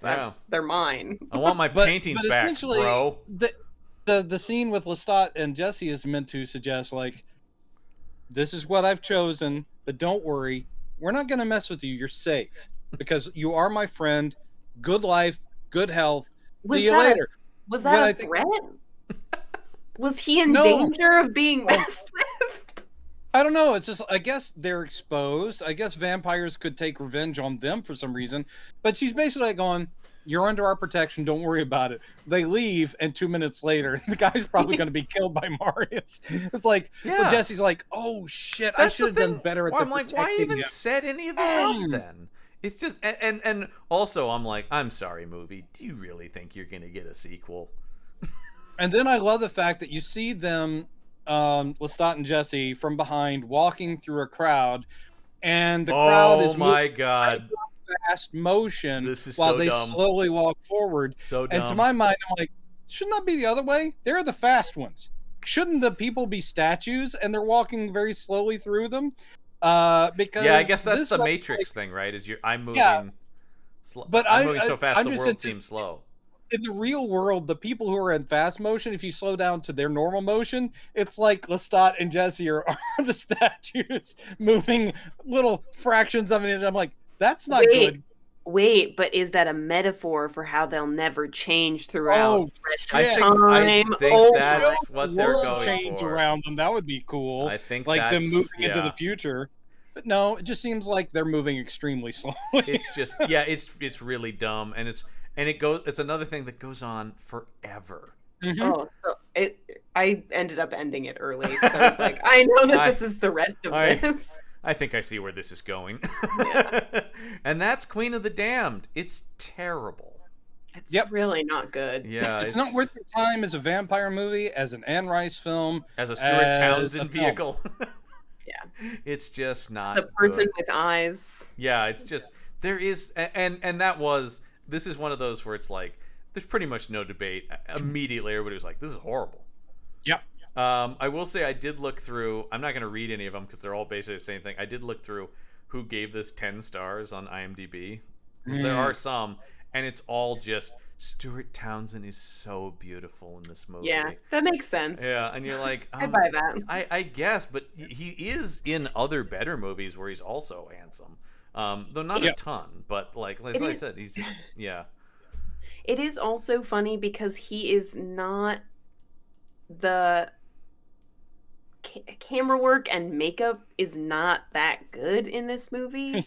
Right. Where he doesn't he looks good because he has good bone structure and is a conventionally attractive person. It's still a terrible movie. He looks better in League of Extraordinary Gentlemen. They don't really even do a good job of making him look super hot. They make him look pale. And then there are of course, the people who are just because obviously they just like, fuck Tom Cruise, man. This guy is novel Lestat. And it's like, well, if you're talking about look, but as we've just spent 2+ hours talking about, not in character portrayal at all. So if you're going to try to argue this is more faithful, that's wrong. And once again, I don't know if he had a better script, maybe he would have been better. Who knows? And a better director. Yeah, all I know is I'm sure we'll talk about him over on the action shelf at some point because that seems to be where he's living these days too. Oh boy. Straight to video action and Hallmark Christmas movies and some Law and Order guest appearances. And that's about right. I mean, good for him. You know, he's still working. A working actor is a successful actor. Amen, sister. So we definitely recommend people avoid this at all costs, basically. Yep. Yeah. All right. That makes that easy. Next week on the show, Brendan, we're going to stay in the rock star category and talk about another movie about a famous musician fighting the undead. But a little bit different. It's a little film called Bubba Hotep. Oh, yay! Yes. We got the Bubba Hotep. Good tone shift. Yeah, that's a great palate cleanser. Oh, I love Bubba Hotep. I haven't watched it in quite a while because I knew we would eventually get to it here, so I've been saving it. I love that movie. We get to talk about Bruce Campbell, and it's just what a bonkers. We get to talk about Joe R. Lansdale. Yeah, Joe R. Lansdale. I don't think we've done a Don Coscarelli movie either. No. So You've never done any of the Phantasms because they don't fit. No, I do enjoy at least the first couple. But that may be a miniseries at some point for Patreon content. Who knows? But so Bubba Hotep will be next week. I'm very excited to talk about that. But that's going to do it. Of course, Olivia, you're also on another podcast on this network. You can be heard every week over on Material Components. Yes. If you're looking for your fantasy, well, right now, sci-fi Jones to be fixed, then head on over there. Yeah, absolutely. Check that out. We will definitely have you back for at least one of the Twilight movies because boy, oh boy. Like I said, we need backup on those for sure. So I'm going to let people talk and I won't say much because I think I'll be just too catatonic. I'm just going to try to keep steering the conversation to what a great Batman I think Robert Pattinson is and not talk because he's a fucking great Batman. He's so good. He has been a good Batman and a good movie. We'll see how he develops as Batman. The nice thing about that series is that there is so much, especially with like the two lead actors, there is so much behind the scenes stuff that I think you could probably just fill the whole. You don't even have to talk about the movie. And talk about having just looked at the IMDb's of those. So many great people slumming it in those. My God, you're going like, what Michael Sheen? How do you end up in here? Looking real weird. What I've seen of him, I do kind of somewhat understand him doing it because it's just like, I can just do anything in this? Great. Yeah. I've seen memes and clips because his performance is so over the top. He's chewing scenery. And I'm sitting there going, having a great time, I'm sure. It's like, I'm gonna be a cartoon. We're making that bank, I'm sure, because I'm sure he gets the Michael Sheen. But the 2000s are gonna have a lot of Sheen, because we're also doing the Underworld franchise, which he is all over as well. So a lot of Sheen this season on the show. But of course, thank you for joining us, Olivia, and giving us all the facts on these books. Yes. And thanks for revisiting this, because thank you for watching this, because this is first and last time for me I could possibly sit through this thing. Jesus Christ. I probably would not have ever watched this again if it had not been for, because there's nothing. It's not even like it's hilariously terrible. It's just bad. So this isn't fun bad. That's gonna do it though for this week's episode of Campbell and Jones Meet the Monsters. I'm John Campbell. I'm Brendan Jones. And remember, there are such things as monsters. Get down with the sickness.